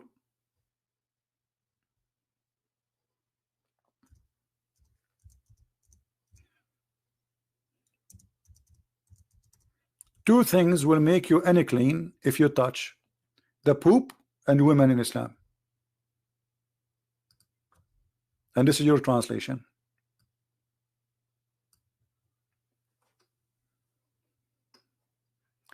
Or one of you comes from the call of nature, or you have been in contact with women, that will make you unclean. Do you see it?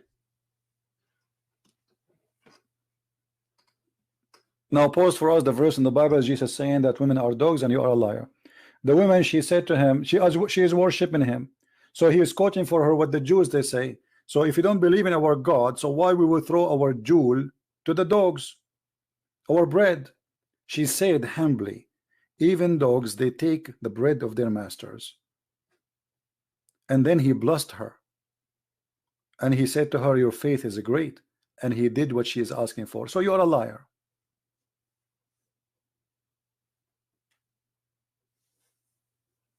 Now, is it true here that your prophet saying in the Quran, Allah saying that if you touch women and poop, you became unclean? Is that right or no? And by the way, it's your prophet who made women equal to dogs. Read this.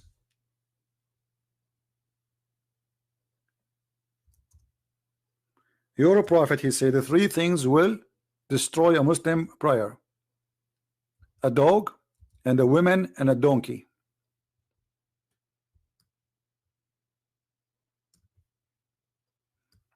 Are you there, Abdul?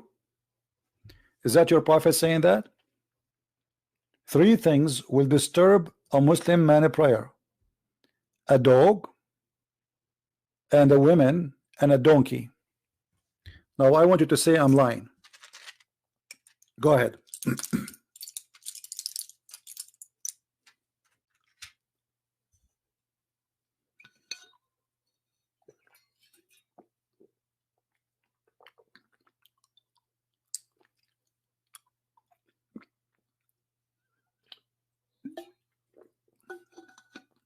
Where is the guy who is fighting for women rights? He's a Muslim.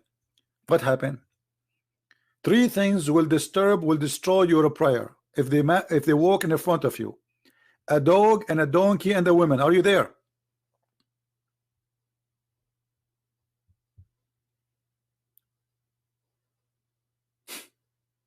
So look what we found in the Quran. The Quran saying two things: if you touch them, you are unclean.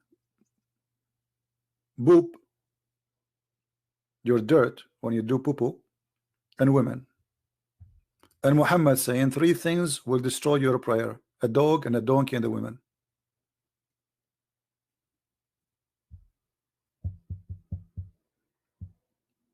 What happened now? You don't want to defend women right no more?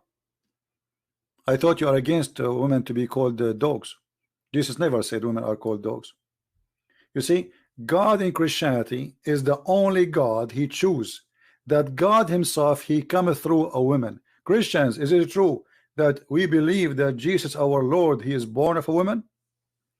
So if women are dogs in Christianity, as this liar he said, then how God himself he chose to be born of a woman?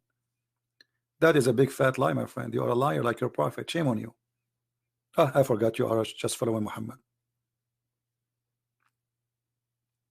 When they asked Jesus about what the women, who was going to marry this woman when they go to heaven, look what Jesus said. He said, he and she, they will not be married. They will be the same as angels, which means women and men, they will be equal in heaven. So while Jesus saying women and men are equal in heaven, your prophet was saying that your mother, she will be a sex toy in the heaven for you, somebody.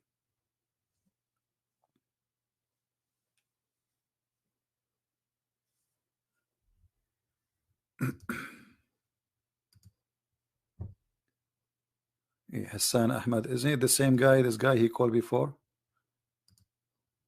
No? All of them, they call themselves Hassan Ahmad these days.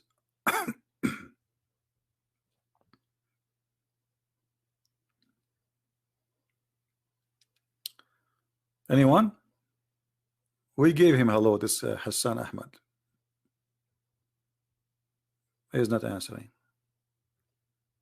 I will give him 2 minutes. If you don't answer, I will block him. Let us give him a call.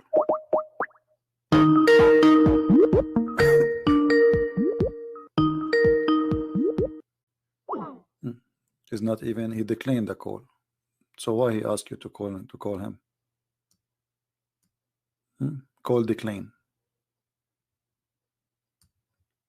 Hassan the hero. Bye bye, Hassan. Say hi to daddy.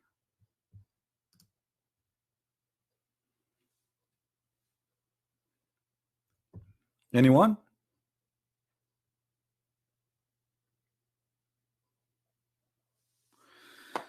All right, guys. Let us see. I think we have enough for today. I hope we have a good time and we learn something. As you see, Muslims have no answer.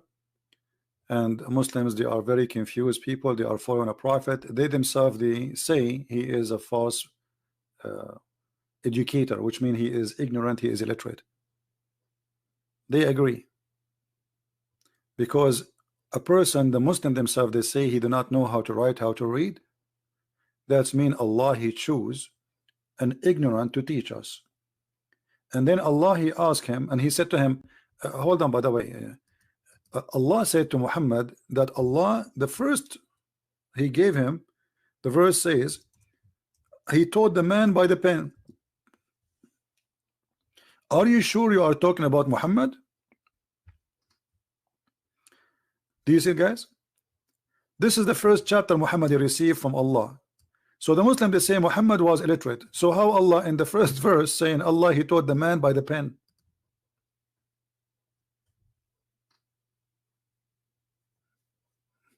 What the pen have to do with Muhammad? If Muhammad do not know how to write, how to read, and this is the first chapter Muhammad he received, Allah saying to him, Allah who taught by the pen. Stupid religion. Stupid religion. And by the way, the pen is not created by Allah, and the word pen is not even Arabic, but yet the Quran says this is a pure Arabic book. Okay, Mr. Guys, this guy, this Muslim, he's saying don't wear women clothing. Okay, so why your prophet he wear his wife clothing? The Jews, they forbid men from wearing women clothing. Do you Muslims forbid men from wearing women clothing, or your prophet he used to wear women clothing? And why he was wearing women clothing?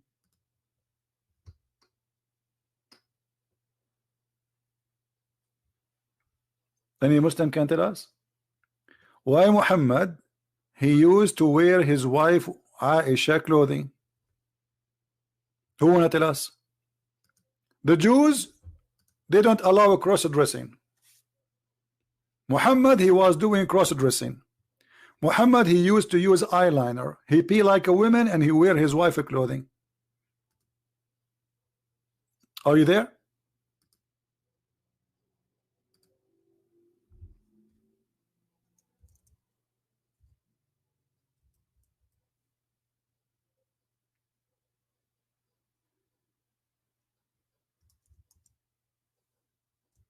Abdul, are you there? Any Muslim would like to explain to us how a prophet of God he wear women clothing and why? What is behind those women clothing stuff?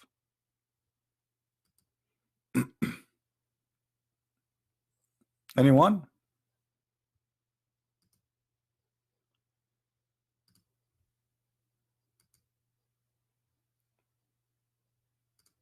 We have no answer.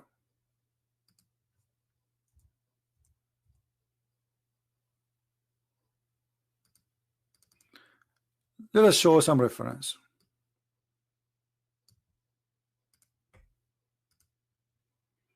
What the prophet was wearing? This is a Muslim translation, not mine.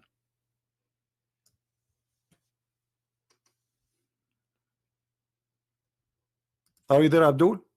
Yes, the Jews don't allow anyone to wear women clothing. For them it's a shame. For you it's okay?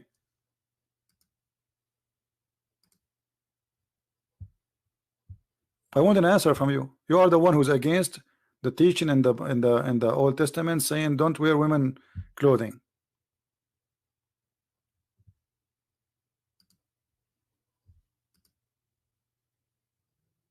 He asked me to call again. Okay, hold on, because I blocked his name already. He did not answer.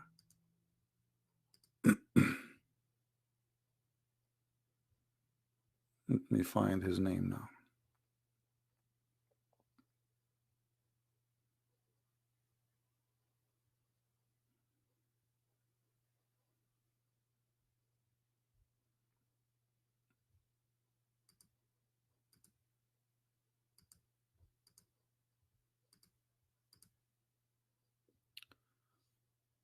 We need to find your name. I hope now we will not call him and he will not answer again.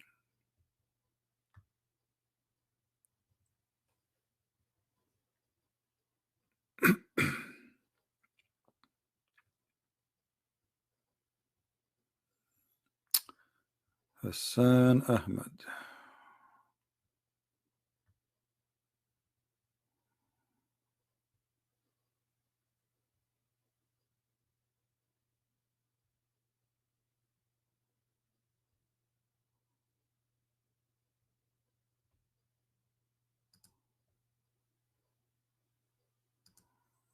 All right.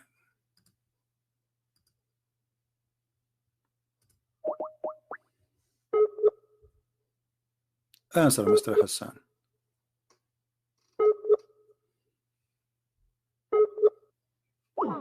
He's not there. Hassan Ahmed.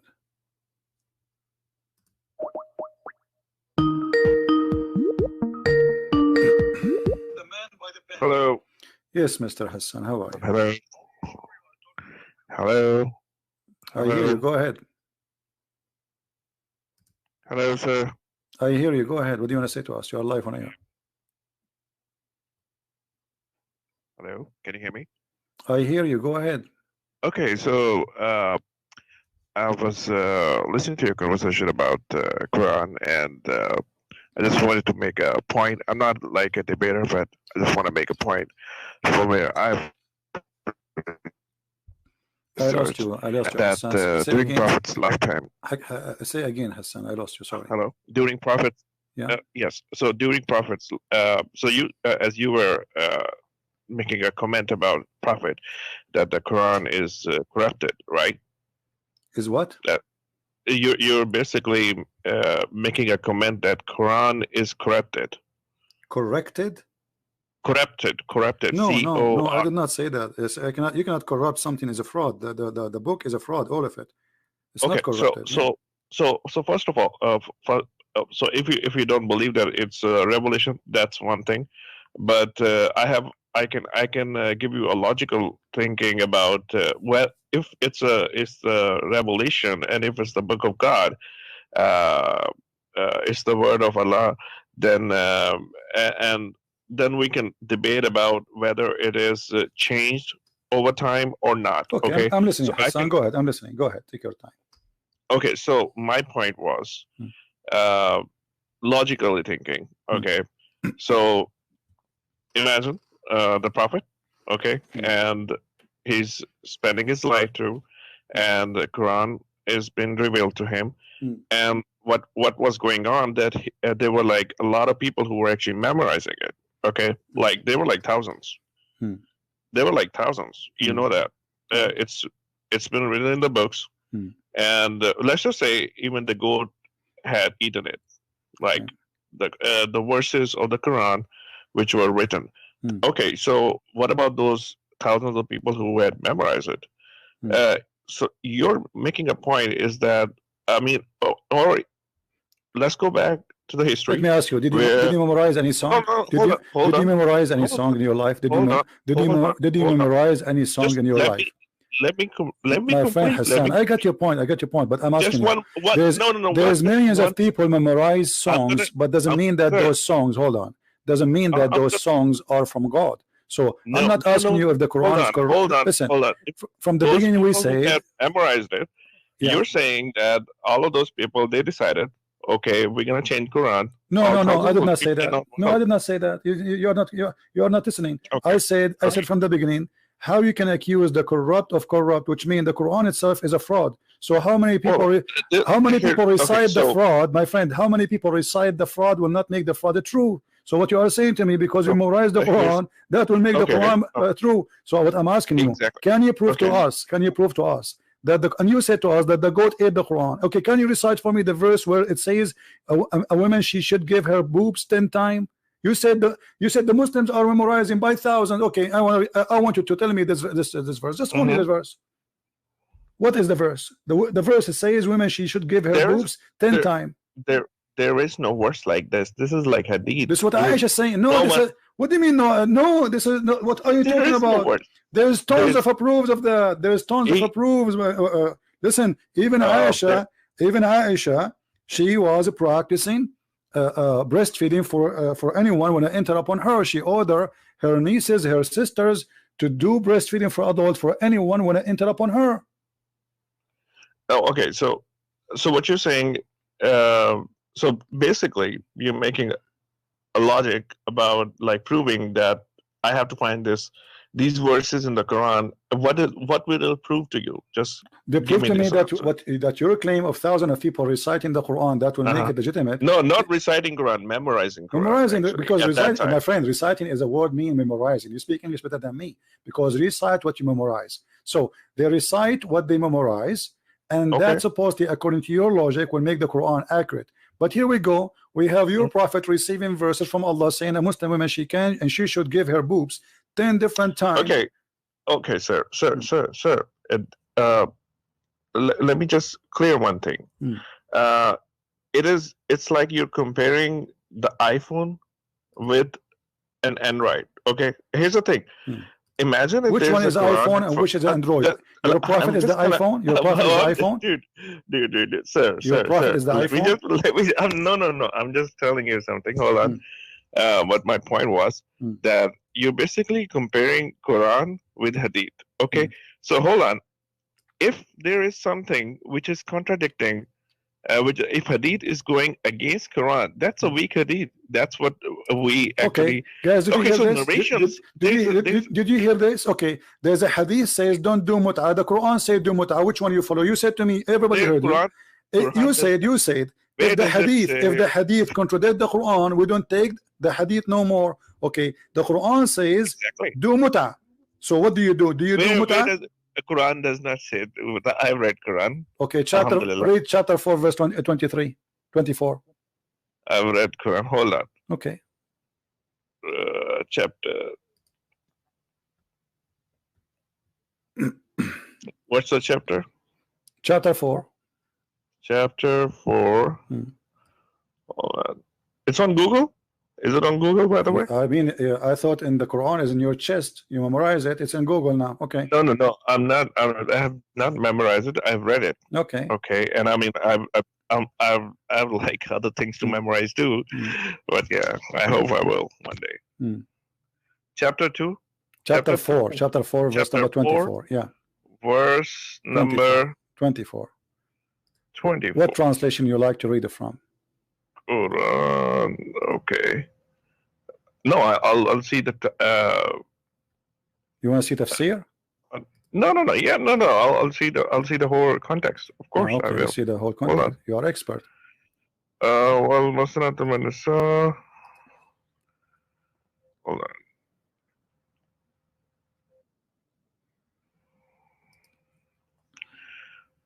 Okay, and also prohibited to you are all married women except those your right hand possesses. Okay, so what's wrong with this? No, it says mastamta'tum bihi. This is mut'a. The word mut'a is coming from me. Istamta'tum. You don't speak Arabic, don't you? I don't speak Arabic, but I know how to read Arabic. I can read it. You don't speak Arabic, but you don't know. You know how to read Arabic. That's funny. What does that mean? Yeah. Okay. Well. والمحسنات you are reading in your own language. You are reading your own language, the Arabic, but this is not Arabic. We know how that works. Now look, this is the interpretation. Which interpretation you like me to show you? Which one is your favorite scholar? I don't have like a favorite scholar. I can read it from here. My friend, you told me a second ago. You told me there's thousands of Muslims who memorize the Quran. Okay, this is Ibn Abbas, the cousin of your prophet. He was living in the time of Muhammad. Do you agree with him? Do you agree with him or not? Just hold on. Just tell me the translation. I want to. It's in the front of you. It's in the front of you in the screen. Okay, I'm trying. I'm reading it in English actually. Sahih International. Wal muhsanati min an-nisa ila. Is this the same one? What's Sahih International? Sahih International is a translation for the Quran, not interpretation. What interpretation you like to read? I'm not reading the interpretation, right? Okay. Just reading the interpretation words because you see, in order to not to waste your time and my time, Mr. Hassan, Can you give me interpretation for the verse? What is the scholar we should read it from? Ibn Abbas, Al-Jalalain, Al-Qurtubi, Ibn Kathir, who? So scholars or Quran? Which one is more? Oh, so now scholars are garbage.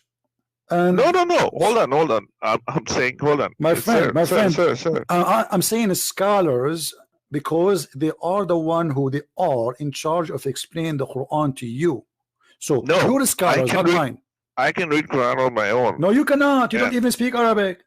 Oh, hello. I cannot speak Arabic, but I can read Arabic. Okay, so how? So what's the benefit of reading? Okay, hold on. So now I'm going to open a book in the Iranian language, because Iranian they use Arabic letters, so I can read them, but I don't understand. That's very silly, my friend. You can get the translation. My friend, okay, but the translation, you okay? Do you agree that translation? Okay, do you accept? Do you accept the translation? Do you accept the translation of the Quran?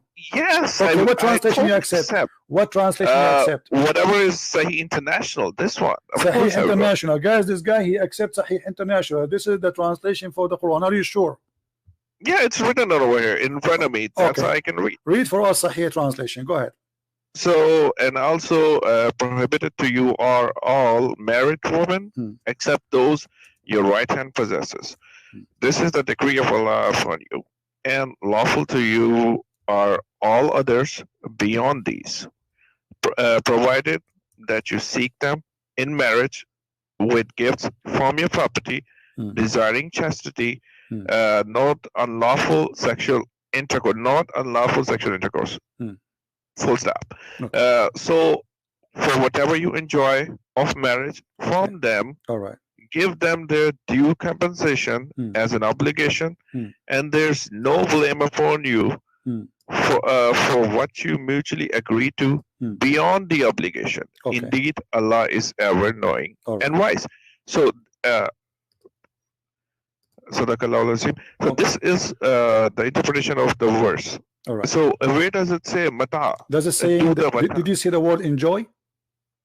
Yes. Okay. Yes. That joy is a full marriage or temporary marriage? Where does it say? Okay.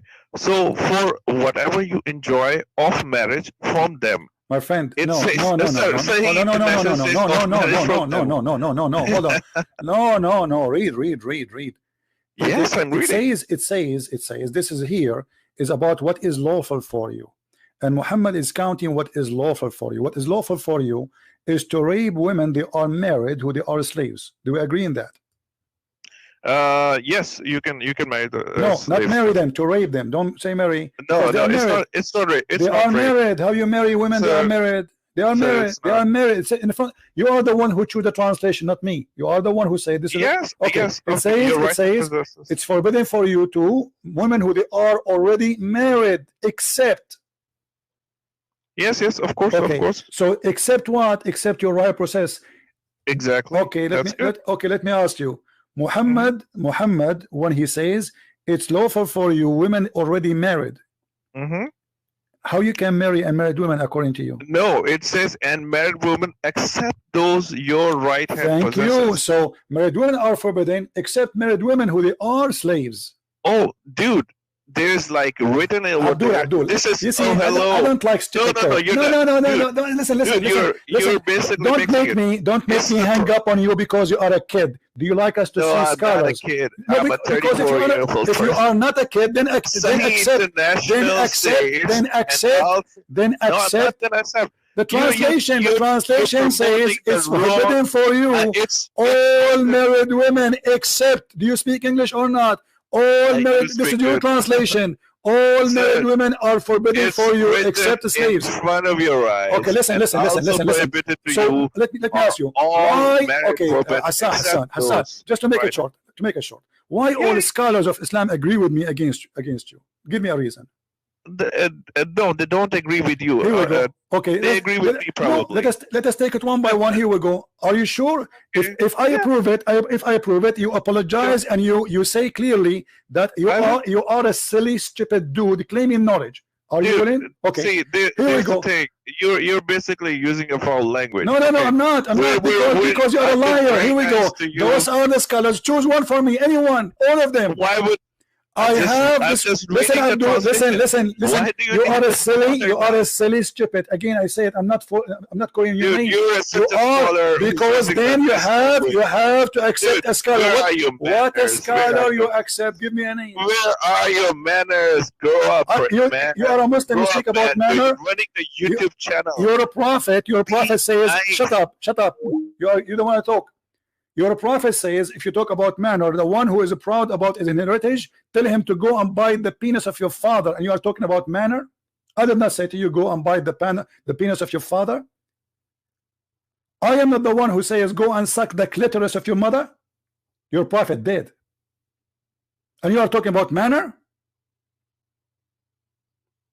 And when I say to you, and I will call you again, I want you to show me a scholar agree with you. It's a challenge. Don't keep talking. Now, here we go. In this website, we have thousands of scholars explaining the verses.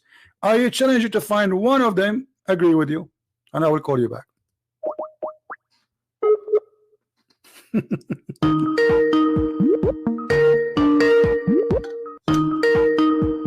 Hello. Okay, so now did you hear me? Yes, I can hear Did you. your prophet say is the one who is proud about his inheritance, tell him to go and suck the penis of your father or bite it? Where does it say that? Come Here on. we go. Here we go. You're comparing. Okay, here we go. Okay, hold on. Here we go. Okay. In front of you, I will put it. Okay, here we go. You're jumping. No, we are not jumping. We'll go. Okay, you don't let us go there after we finish. Then you are saying I'm jumping. So, what scholar you agree with? Even okay. What is scholar?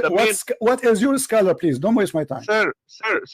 Either you're gonna question me or I'm going to question you. No, we are. You're saying you are an Indian guy who don't speak Arabic, you don't speak good English, you don't speak your language, and you are trying to school me. So I'm not going to waste my time. No, I'm not trying to school you. I am asking you. Okay, no. You said that there is a scholars agree with you. Can you name one for me? I'm asking you the question. You're not answering my question. We need to prove your point, my friend. You need to prove it. You said I am lying about the muta. Here we go. This is Ibn Abbas, the cousin of your prophet, saying that this is a temporary marriage. Dude. Okay, let's just say. Is that a temporary marriage or not? Temporary marriage. It's in Shia. You know that. No, this is Sunni. Ibn Abbas is not a Shia. Are you stupid or what? This is not a Shia. You are stupid or what? Sahih al-Bukhari is a Shia book. Sahih al-Bukhari is a Shia book. Dude, it doesn't. Sahih al-Bukhari is a Shia book. Anything about is Sahih al-Bukhari a Shia book? I'm reading in front of you. Sahih International people, just Google get the lost. words. Don't call me again. Just get lost. You are a stupid idiot. All the Muslim scholars and people are laughing at you. This is why you don't want the scholars to explain it. And you said if something against the Quran, you will not accept it. The Quran, all of it, all the scholars of Islam says this is about temporary marriage. For a marriage for an agreed limited period of time. Who is talking? Ibn Abbas. Ibn Abbas is a Shia. What about Ibn Kathir? Ibn Kathir is a Shia. Al-Tabari is a Shia. Al-Qurtubi is a Shia. You are a stupid idiot. Al-Bukhari is Shia. Shame on you, stupid idiot. The Shia, they practice the muta because there is no verse in the Quran forbid that. And you actually agreed with them because you said if any hadith against the Quran, we should not follow the hadith. Well, the Shia, they say the same. There's hadith saying the muta is forbidden, but in fact there's hadith saying the muta was a practice, still practice after Muhammad, and we can find tons of them. So this guy, he don't want to read his scholars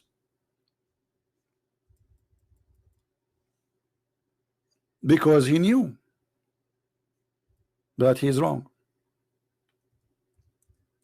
Secondly, if the Quran is a change or not, who care? The Quran is a stupid book. Sunset in murky water, beat the women. Look at this. This is Sahih of the Shia or the Sunni, Sahih Muslim. The joke of Shia, this is stupid. This is, people are laughing at you. We did muta in the time of the Prophet, temporary marriage, and we did it in the time of the Prophet and during the time of Abu Bakr and Umar, who is saying that the Sunni. This is Sahih Muslim, you idiot. This is not the Shia book, and it's Sahih, very authentic. So when we go in the Quran, we find this, and this is Ibn Abbas, the cousin of your Prophet, and he is a scholar for the Sunni and the Shia. What about Al-Qurtubi? What about Al-Jalalain? Al-Jalalain must be Shia too. I mean, it's amazing how they try to fool you. Big mouth. They speak too much, but they say nothing. That is the truth. And the funny, he says to me, you are using a bad language for what? For calling you stupid and liar? Well, you are. Because the reason I call you stupid, because you think by saying I don't accept hadith, you can fool us. Well, the Quran order you to follow the hadith, because the Quran itself is a hadith. So who are you to say I don't accept the hadith? The Quran itself, it says it is a hadith. And when you say to me, I accept Sahih International as a translation, it's in front of you. It says already it's forbidden for you. Women are married except those who they are your right hand possess. And then he says, no, it doesn't say you can have sex with married women. It says, this is the translation you choose.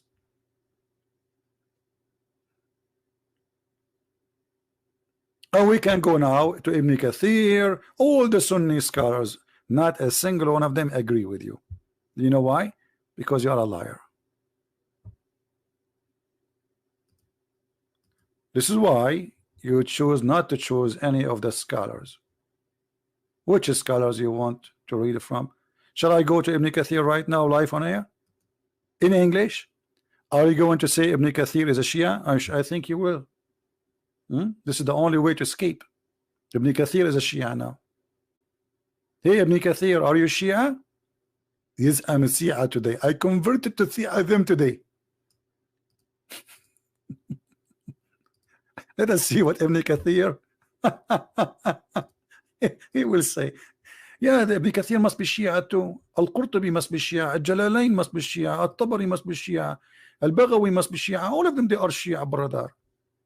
Here we go. And you said to me, no, it's not about having sex with married women. Read it. Liar, idiot. Those you acquire them from war. They came to the Prophet, says, should we have sex with them without marrying them? Even do we have orgasm inside? You know what I'm talking about. He says, yes, you can do that. Shall we stay like, you know, we do like, you know, like we have sex without coming in?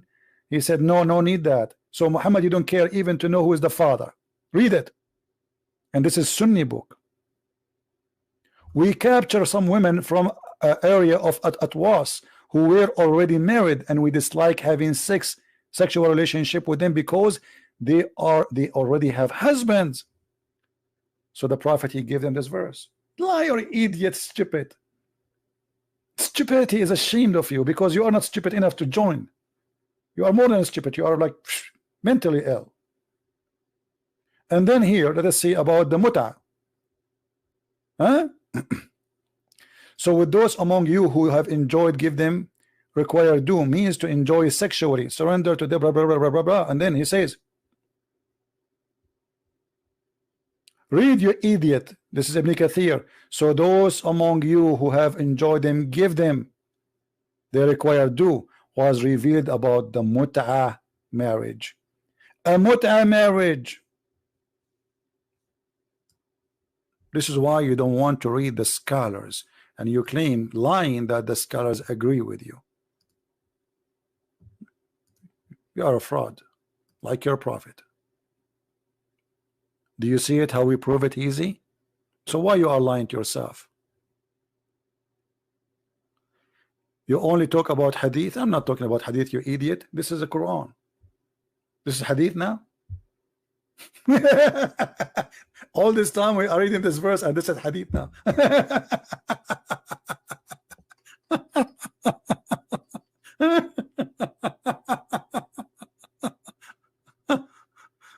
Unbelievable. This is Quran. No, this is Quran. This is and why you don't want to talk about the hadith? Are you ashamed of your prophet, brother? Isn't it the Quran is a hadith? Here we go. The Quran says that the Quran is a hadith, and it was collected the same as the hadith collected. The same.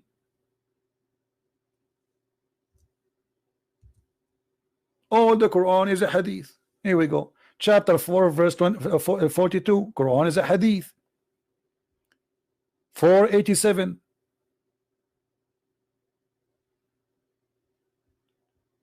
Read and love. Huh? And actually, we will show you a verse where it says clearly that the Quran is the best of the hadith. All of these verses saying the word hadith. All of them, they are talking about hadith.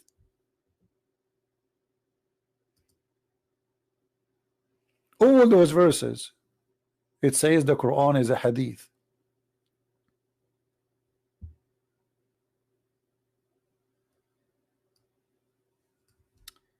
Ignorant.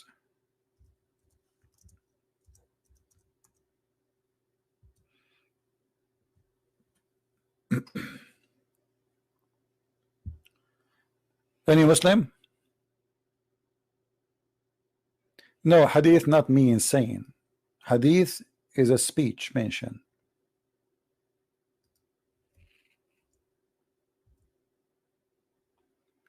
Do you see it? Allahu nazzala ahsan al-hadithi kitaban.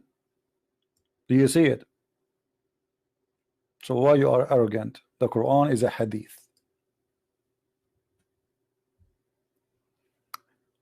And by the way, the Quran should not be collected by the Muslims. Look what the Quran says.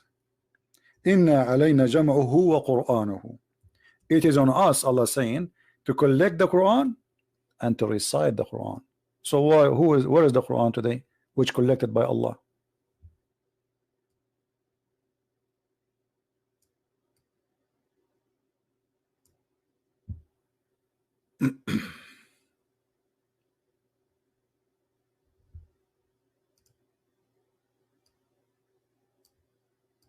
Wrong verse. Here we go.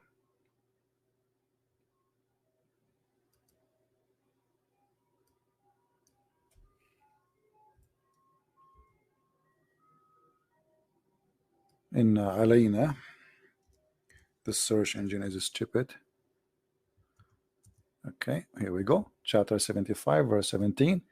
It is on us to recite the Quran and to collect the Quran. And look at the translation here. Indeed, upon us is collection, and put between two brackets in your heart. In your heart. See how they try to find between two brackets in your heart. How it is a book and it is in your heart, and people will die. It doesn't say in your heart. That's a false translation. You change the translation, the word in your heart disappear. Why? Because it's a fraud, as usual. What is in your heart? Huh? Just change the translator. Liars. There is no honesty. We believe all people born Muslim. That's another stupid. I agree with you. All Muslims are born Muslims, because when you are a Muslim, you know, when you are born, you eat even your poo-poo. Okay, that's me. You are ignorant. So you are a Muslim and you stay Muslim. But the difference is that somebody, he is a baby, he eat his poo-poo when he is a kid, but when he grow, he understand that this is wrong. In your case, you keep doing it. This is why the Prophet, he ordered you to drink camel urine, and you think it's a holy order. So when you are a kid, you are a Muslim, you drink poop, you eat poop, or you drink piss.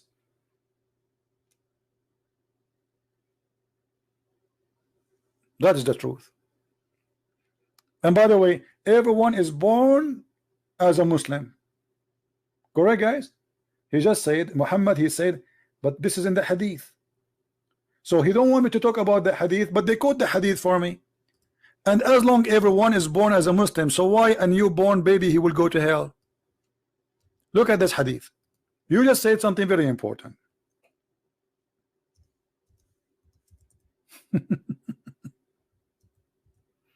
Everyone, brother, is born as a Muslim.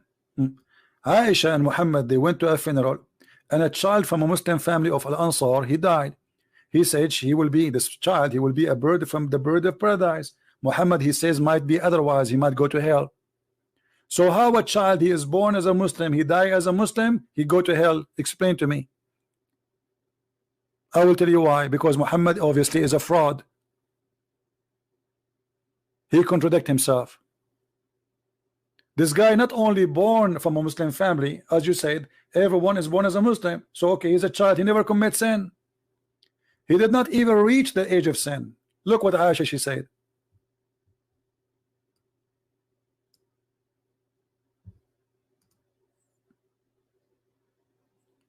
Okay, guys, this is because Muslim go to submission. What this guy is talking about? It's a kid, it's a baby. You just told me yourself that everyone born is a Muslim. So how you submit to Allah and you are a baby? And if you submit to Allah and you are a baby, and you tell me that every baby is a Muslim, so how the baby who is a Muslim will go to hell? Solve the problem, go ahead.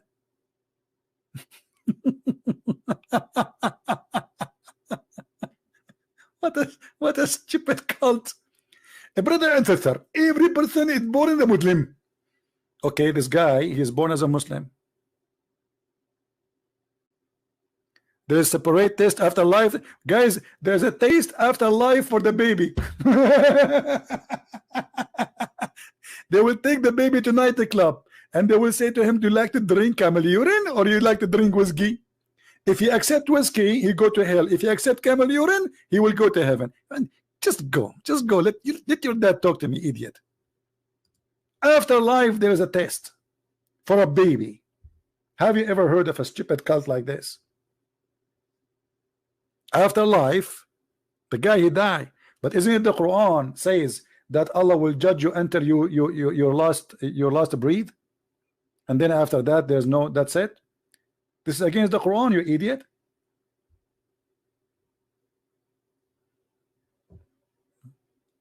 I hope idiot will not be upset from me because I'm using it too much. They might sue me. They say, hey, you don't call those people idiot. They don't fit there. They are more than idiots. Anyway, guys, I'm going to stop for now. Do we have a good time? Don't forget to download the video immediately after we finish because we don't keep them for long. But as you see, the Muslims are desperately trying to fool us. You know, like we show you how Mr. Hassan lying openly about his book and trying to prove to us reservation of the Quran by saying that we memorize the Quran, but he himself do not memorize one verse. And not only that, the reason for the Quran to be collected because Muslims were dying and left and right, and Uthman ibn Affan himself, he burned all the other Quran. Why? Because they are different. If they are the same, we don't burn them. If we have the same books, if we say we have 10 Quran and all of them they are exactly the same, why wouldn't I burn them? He burned them all. And he made his own version. And by the way, they don't have even the book of Uthman. What they have today is recitation of Hafs according to Uthman,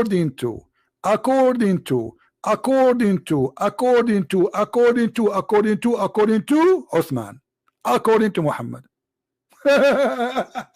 They don't have a book. The book of Uthman is nowhere to be found. Even the book of Hafs nowhere to be found. There's no book. It's called Book of Hafs. Recitation of Hafs. And Hafs, according to Muslim Sunni, is a fraud. This is why any hadith from Hafs is invalid. Why? Because he is a fraud. So how you accept a person you accuse him to be a fraud to give you the book?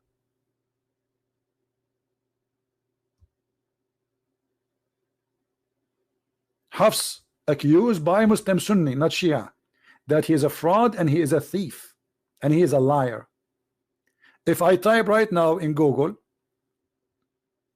give me a second, in the front of your eyes, just to show you what the Sunni they say about Hafs.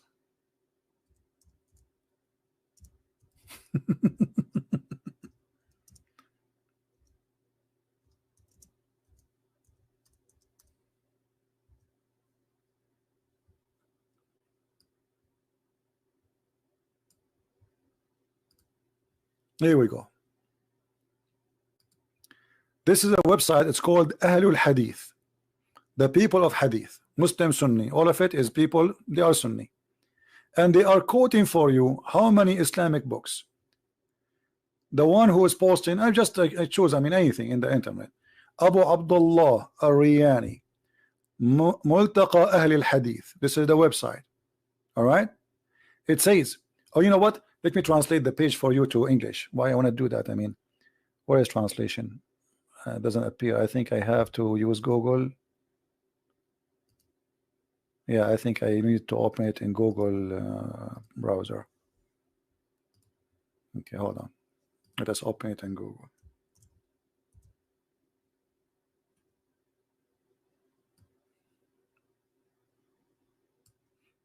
Translate to English. Here we go.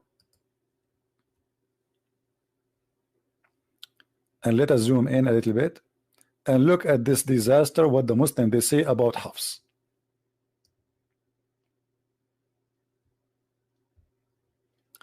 I saw that Hafs ibn Sulaiman said blah blah blah blah blah. Okay, no, blah blah blah blah blah blah blah. You can read, and then you will see. Let me you know, just to make it simple.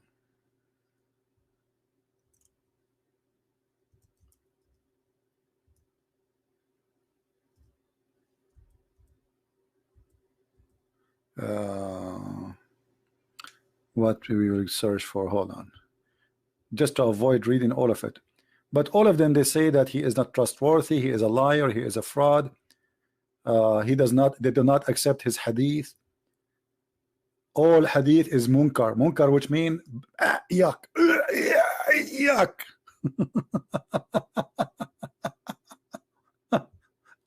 All the hadith are not only da'if, actually this is not a great translation, it's rejected. And he said does not write his talk, don't write his talk, because he's a liar. He's not like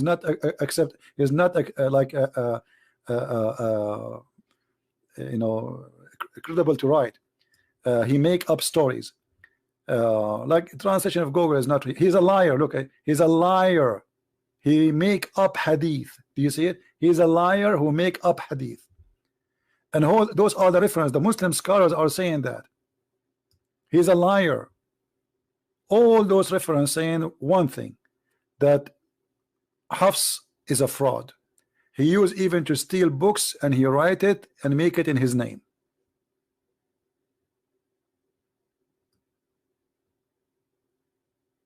Do you see it?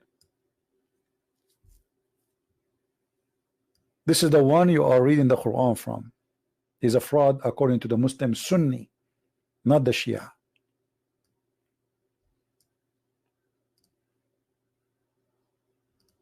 But you know, for me, I don't focus on those things, because who care if the Quran changed or not, if the goat ate the Quran or not. Aisha, she said that the chapter of Al-Baqarah used to be equal to the chapter of Al-Ahzab. That means there's 200 verses are missing in one chapter alone. Umar ibn al-Khattab, he said, and this is a Sunni hadith, not Shia, that the Quran was 1,025,000 letter, I think, which mean 1,025,000 letter, as I remember the hadith. But what we have today is not even 20%. So where are they? But I don't care really if the Quran is gone or not. The Quran today is stupid. What about you? You prove to me that the Quran we have today is not stupid. God who think the sperm is coming from a sperm of a woman, when women, they don't even have a sperm. From the chest of a woman. From where? From the location of the necklace. That's what we care for.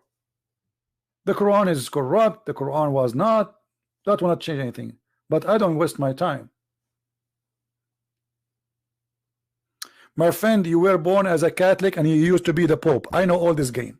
I know it. You know what? Why you don't call me Mr. Catholic who was born as a Catholic? Just to get you busted. All Muslims who they claim, they come here, they say to me, I was a Catholic. Nobody was a Protestant and nobody was Orthodox, because in Islam they consider number one enemy to them is the Catholic. Everybody was a Catholic. Even the Mother Teresa, she converted to Islam. By the way, the Pope who died last year, he became a Muslim. Stupidity. We laugh at you. Once I went to a Muslim chat room and I paused there. I said, hey guys, the Pope and his mother-in-law and his third wife who passed away last year, they converted to Islam today. The admin in the chat, he said, Allahu Akbar, Allahu Akbar. Stop, guys, stop the text, stop the text. Look what this brother is saying. Look. The Pope mother-in-law who passed and his wife who passed away last year, they converted to Islam today. Allahu Akbar. Stupidity. I just said who passed away last year. And the chat room went so crazy. Allahu Akbar, Takbir, Allahu Akbar. They don't have a brain. Just say to them a Catholic who converted to Islam, because this is their enemy. She passed away last year, and then one of them, he says, brother, he says passed away last year. How this happened? So they I bounce him, brother, bounce him, kick him out of here. He's making fun of us. But it was too late. Stupidity. All of them, they used to be Catholic. By the way, we have the sons of the founder of Hamas, one after one, leaving Islam. Don't you know? We have millions of Kurdish and Persian and Arab are leaving Islam. Don't you know? We have the Prophet wife who left Islam. Don't you know? Isn't it true that the Prophet wife who left Islam and she became a Christian? Imagine. The Prophet wife, she left Islam and she became a Christian and she married a Christian man. The Prophet wife himself.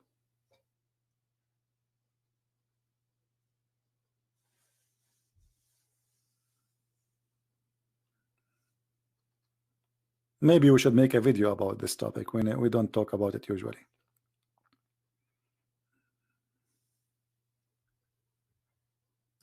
Any Muslim? Mayday. A Muslim is texting me in Skype.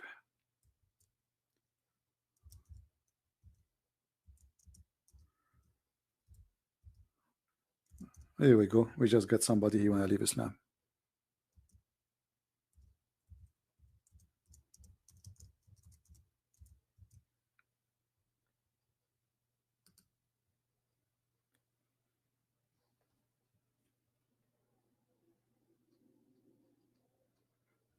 All right.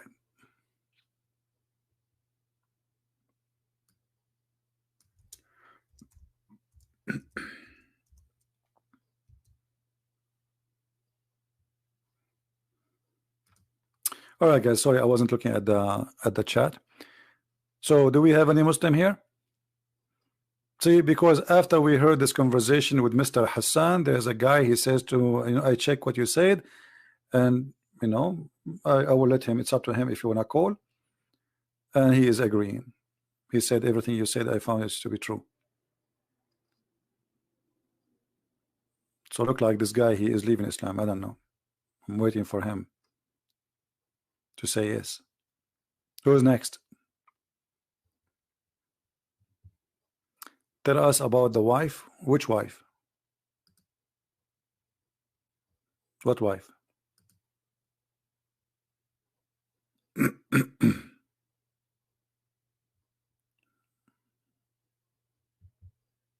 You mean the wife of Muhammad who left Islam?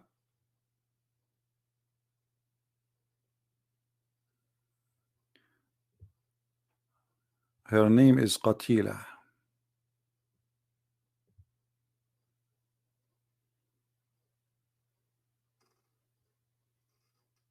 She left Islam and she gave Muhammad a big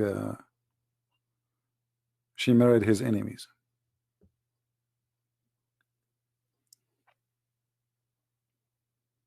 No, Qatila, not Qatira. Qatila.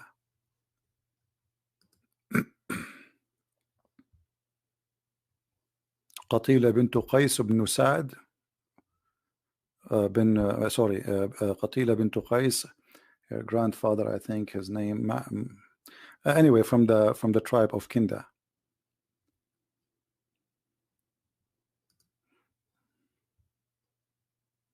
Can you prove Christianity is true? Yes, by proving Islam to be false. I just did, because that's mean, you see, Muhammad already agreed that Jesus is a prophet, right?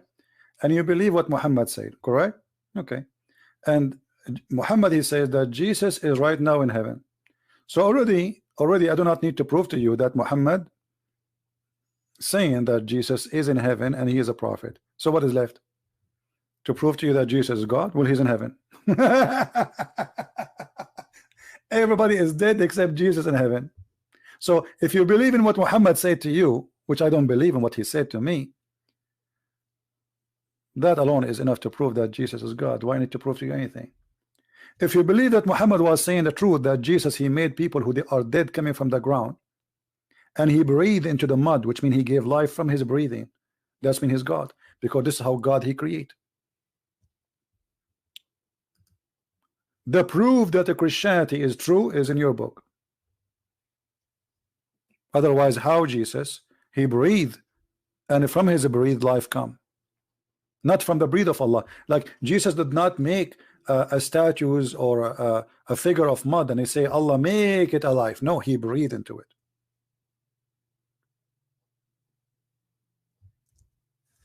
The Muslim then they say, oh, it says that by the will of Allah. Who care? This is your claim.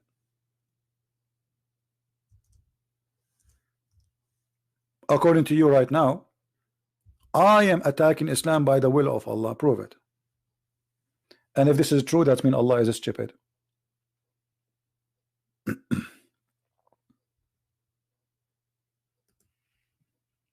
This is your Quran.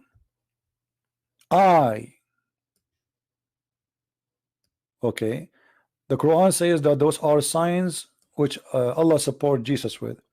I have come to you with the signs, and I make for you out of the clay as if it were a figure of a bird, and I breathe into it. You see here, they don't take that, they took the I off. Change the translator, you will see the I. Just to show you, this is Yusuf Ali. Let's go to different translator. Where's the I? Does it say I? Yes, it says I. Read it. See, Yusuf Ali, there's no I. Here it is I. And I breathe into it and make it a bird. And then they say to me, by Allah leave. Read it in Arabic. Do you know Arabic? So what in Arabic? ورسولا إلى بني إسرائيل قد جئتكم بآية من ربكم أخلق من الطين طير الطير فأنفخ فيه أن تكون طيرا في إذن الله أكبر.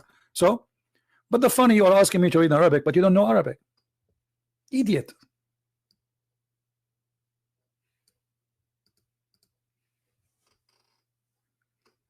You just said that you are an ex-Catholic, so you do not know Arabic, and now you are asking me to read in Arabic. I mean, who is the fool here? Yeah, you know Arabic. Yeah. Call me, Mr. Arabic. You know Arabic. Call me so we can laugh. You see how you get yourself busted?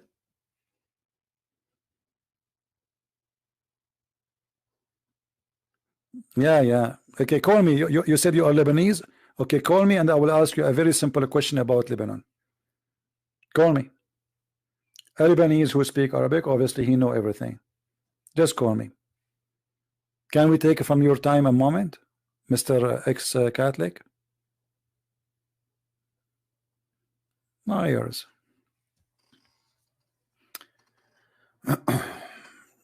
By the way, I used to be Muhammad. Yeah. And Allah guided me and made me Ali. And then Allah guided me again and I became a Christian prince.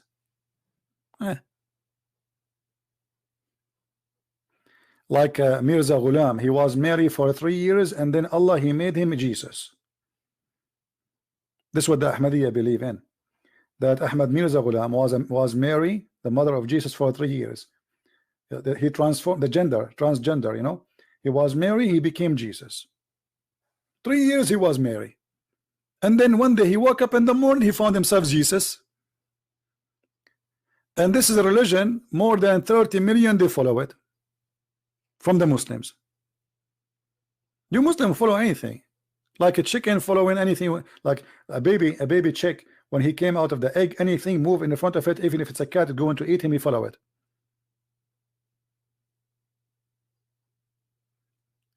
And the funny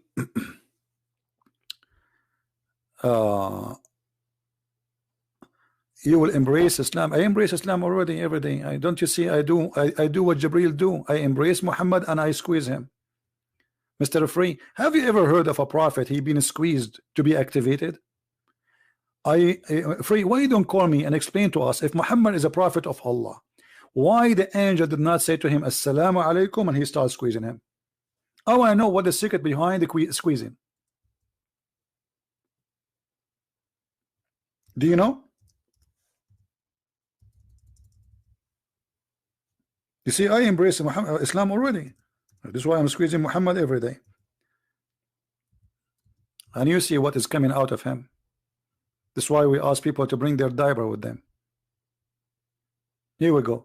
You're a prophet saying that a man, he came to him, he did not say assalamu alaikum, and he started squeezing him forcefully, and he said to him, read. But the prophet do not know how to read. Look like the angel, he do not know that the prophet do not know how to read. So he squeezed him again, and the prophet, he said, I cannot read it. You know, like, and then he squeezed him for the 3rd time. I mean, everything in Islam is a 3. The first thing happened to Muhammad was a 3. But they are against Trinity. Anyone can tell us why he squeezed Muhammad 3 times? Is that in the name of the Father, the Son, the Holy Spirit? And what the angel was expecting from the squeezing to come out? What is exactly the purpose of the squeezing? There is a clear evidence that a human invent gods. Human have invented many gods. Well, you invented Allah. Here we go. You never saw Allah. You have a prophet who tried to commit suicide many times. Look at this, the same hadith. Here we go. And this is Sahih al-Bukhari. The prophet, when Waraq ibn Nawfal, he passed away, he became so sad, and he intended to throw himself from the top of the mountain many times. Do you see it? You have a crazy prophet. If you search right now why someone will intend to throw himself or to kill himself, either he lost hope or he is mentally ill, like something happened, a disaster happened in his life. This is a prophet of God. He just started to be a prophet. Why want to throw himself from the top of the mountain? Unless it's mental illness. They challenge me, but they are in the chat. Why they don't call me?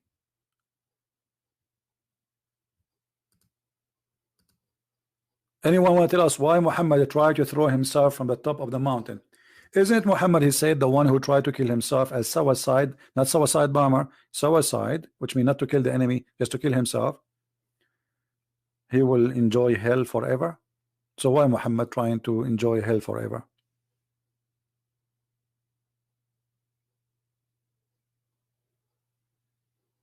Any Muslim have an answer?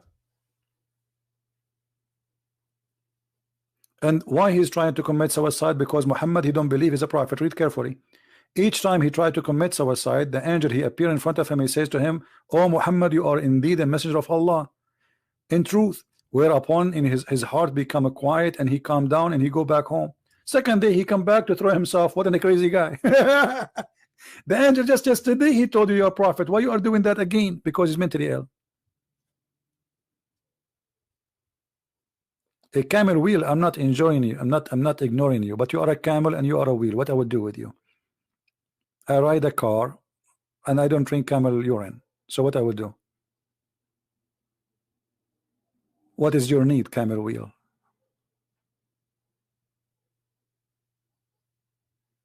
Any Muslim have an answer? And the funny, by the way, I mean, the story here is kind of a drama, because look what happened. Muhammad, he climbed the mountain. This is Muhammad. Muhammad, they climbing the mountain, there again, there again, there again, there again. And the mountain is so high. So like, let's say Muhammad is going to Everest. And this is the Everest mountain. Muhammad is doing hiking now. Muhammad, he keep going, keep going, keep going, keep going, keep going, keep going, here in the top of the mountain. And then when Muhammad, he arrived in the top of the mountain to throw himself, now Jibril appear and says, you are a prophet. Why you don't say that to him before he started climbing, the poor guy? I mean, you wait until the last moment. And now the poor Muhammad, he have to go down all the way. And then second day, Muhammad, he do the same. He started climbing the mountain. Muhammad now is a climbing the mountain. Muhammad now is going up in the mountain. Muhammad now is going high in the mountain. Muhammad is sweating in the mountain. Muhammad is so tired in the mountain. Muhammad, he can't breathe going up to the mountain. Muhammad almost fell down from the mountain. Muhammad hold the rock of the mountain. Muhammad, he arrived to half of the mountain. Muhammad now is arrived to the top, almost to the top of the mountain. Muhammad is climbing more to the mountain. Muhammad now is arriving almost there. Muhammad now is getting ready to be there. Muhammad now is there, and then the angel appear for him, says, don't throw yourself, don't throw yourself, you are truly a prophet. Why you don't tell the guy before he leave his home, if this will solve the problem? You wait for him until he go in the top of the mountain, and the poor guy, he lost like 10 pounds every time he go. I can imagine Muhammad became so skinny then. I mean, imagine, put yourself in his shoes, I mean his panty. Climbing the mountain, every day climbing the mountain, and the angel appear only when Muhammad, he want to jump. I think the angel, he is doing that in purpose. He said, like, let him go, let him go. Yeah, climb up, go up, Muhammad, continue. Go. The poor Muhammad, when he arrived to the top, the angel, bingo, hey Muhammad, Habibi Muhammad, don't jump Muhammad, you are truly a prophet. And the prophet, he says to him, really? I'm a prophet?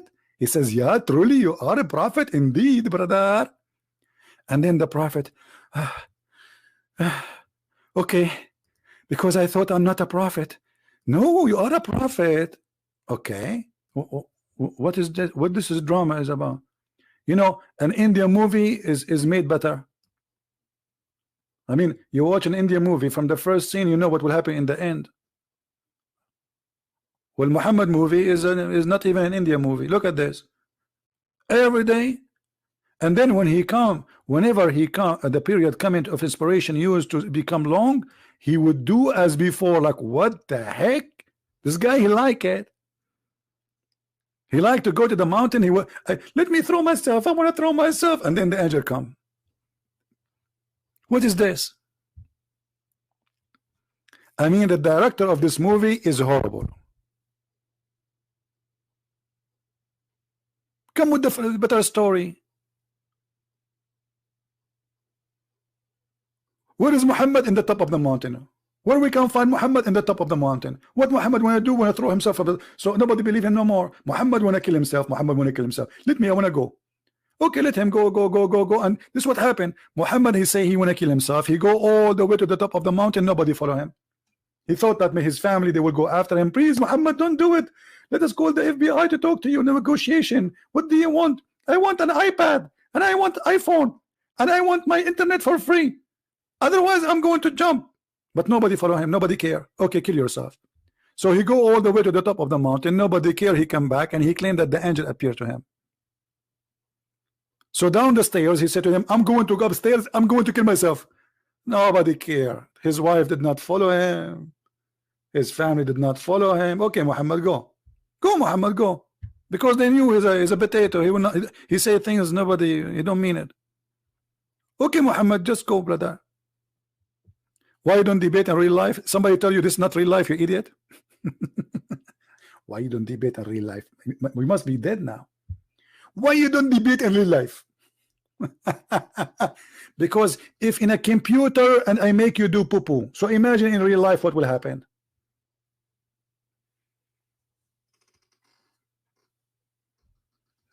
If we are just using a computer, what will happen in real life? I will squeeze you and hummus will come. Hummus. Real life. Anyway, I think we are done for today. I want to say thank you guys. We have 1,000 likes only. Why? Why? If the program is about lipstick, we will get more likes. Honest to God, I saw some programs, women, they are talking about lipstick, jeans. They have like 4,000 or 5,000 people watching live. You believe it? I think I'm going to change my program. I will make it about lipstick, about eyeliner,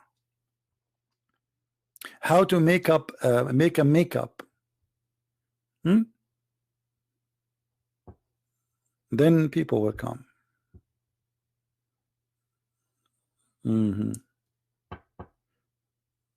Yeah.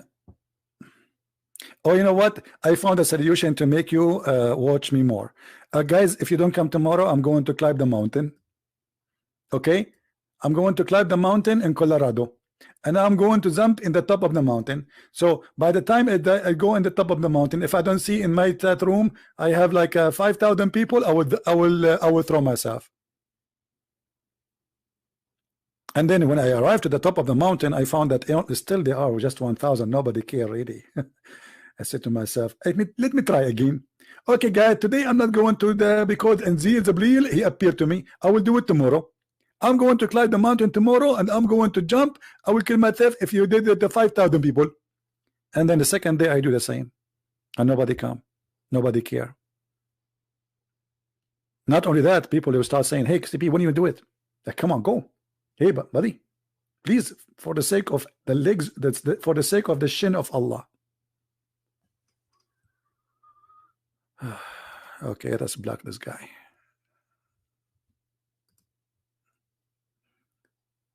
Anyone who will flood the text, we will block you. It's very easy. Take us one click. It takes us only one click. This is how easy it is.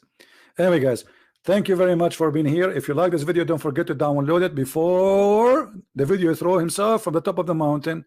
And if he throw himself from the top of the mountain, then it's going to be very hard to put it together. So, brothers and sisters, if you believe in Allah, brother, and you believe in his heaven and his prophet who tried to throw himself many times, brother, download the video and share it with everybody so we can learn how we can throw ourselves from the top of the high mountain, for it is very, very nice, very beautiful. Here we go. The prophet was trying to learn how to fly. It's very much of adventure. Very much. Thank you very much for being here. May the Lord bless you. And we see you again. Christ is Lord. Islam is false. And we prove it every day. Take care. Bye-bye.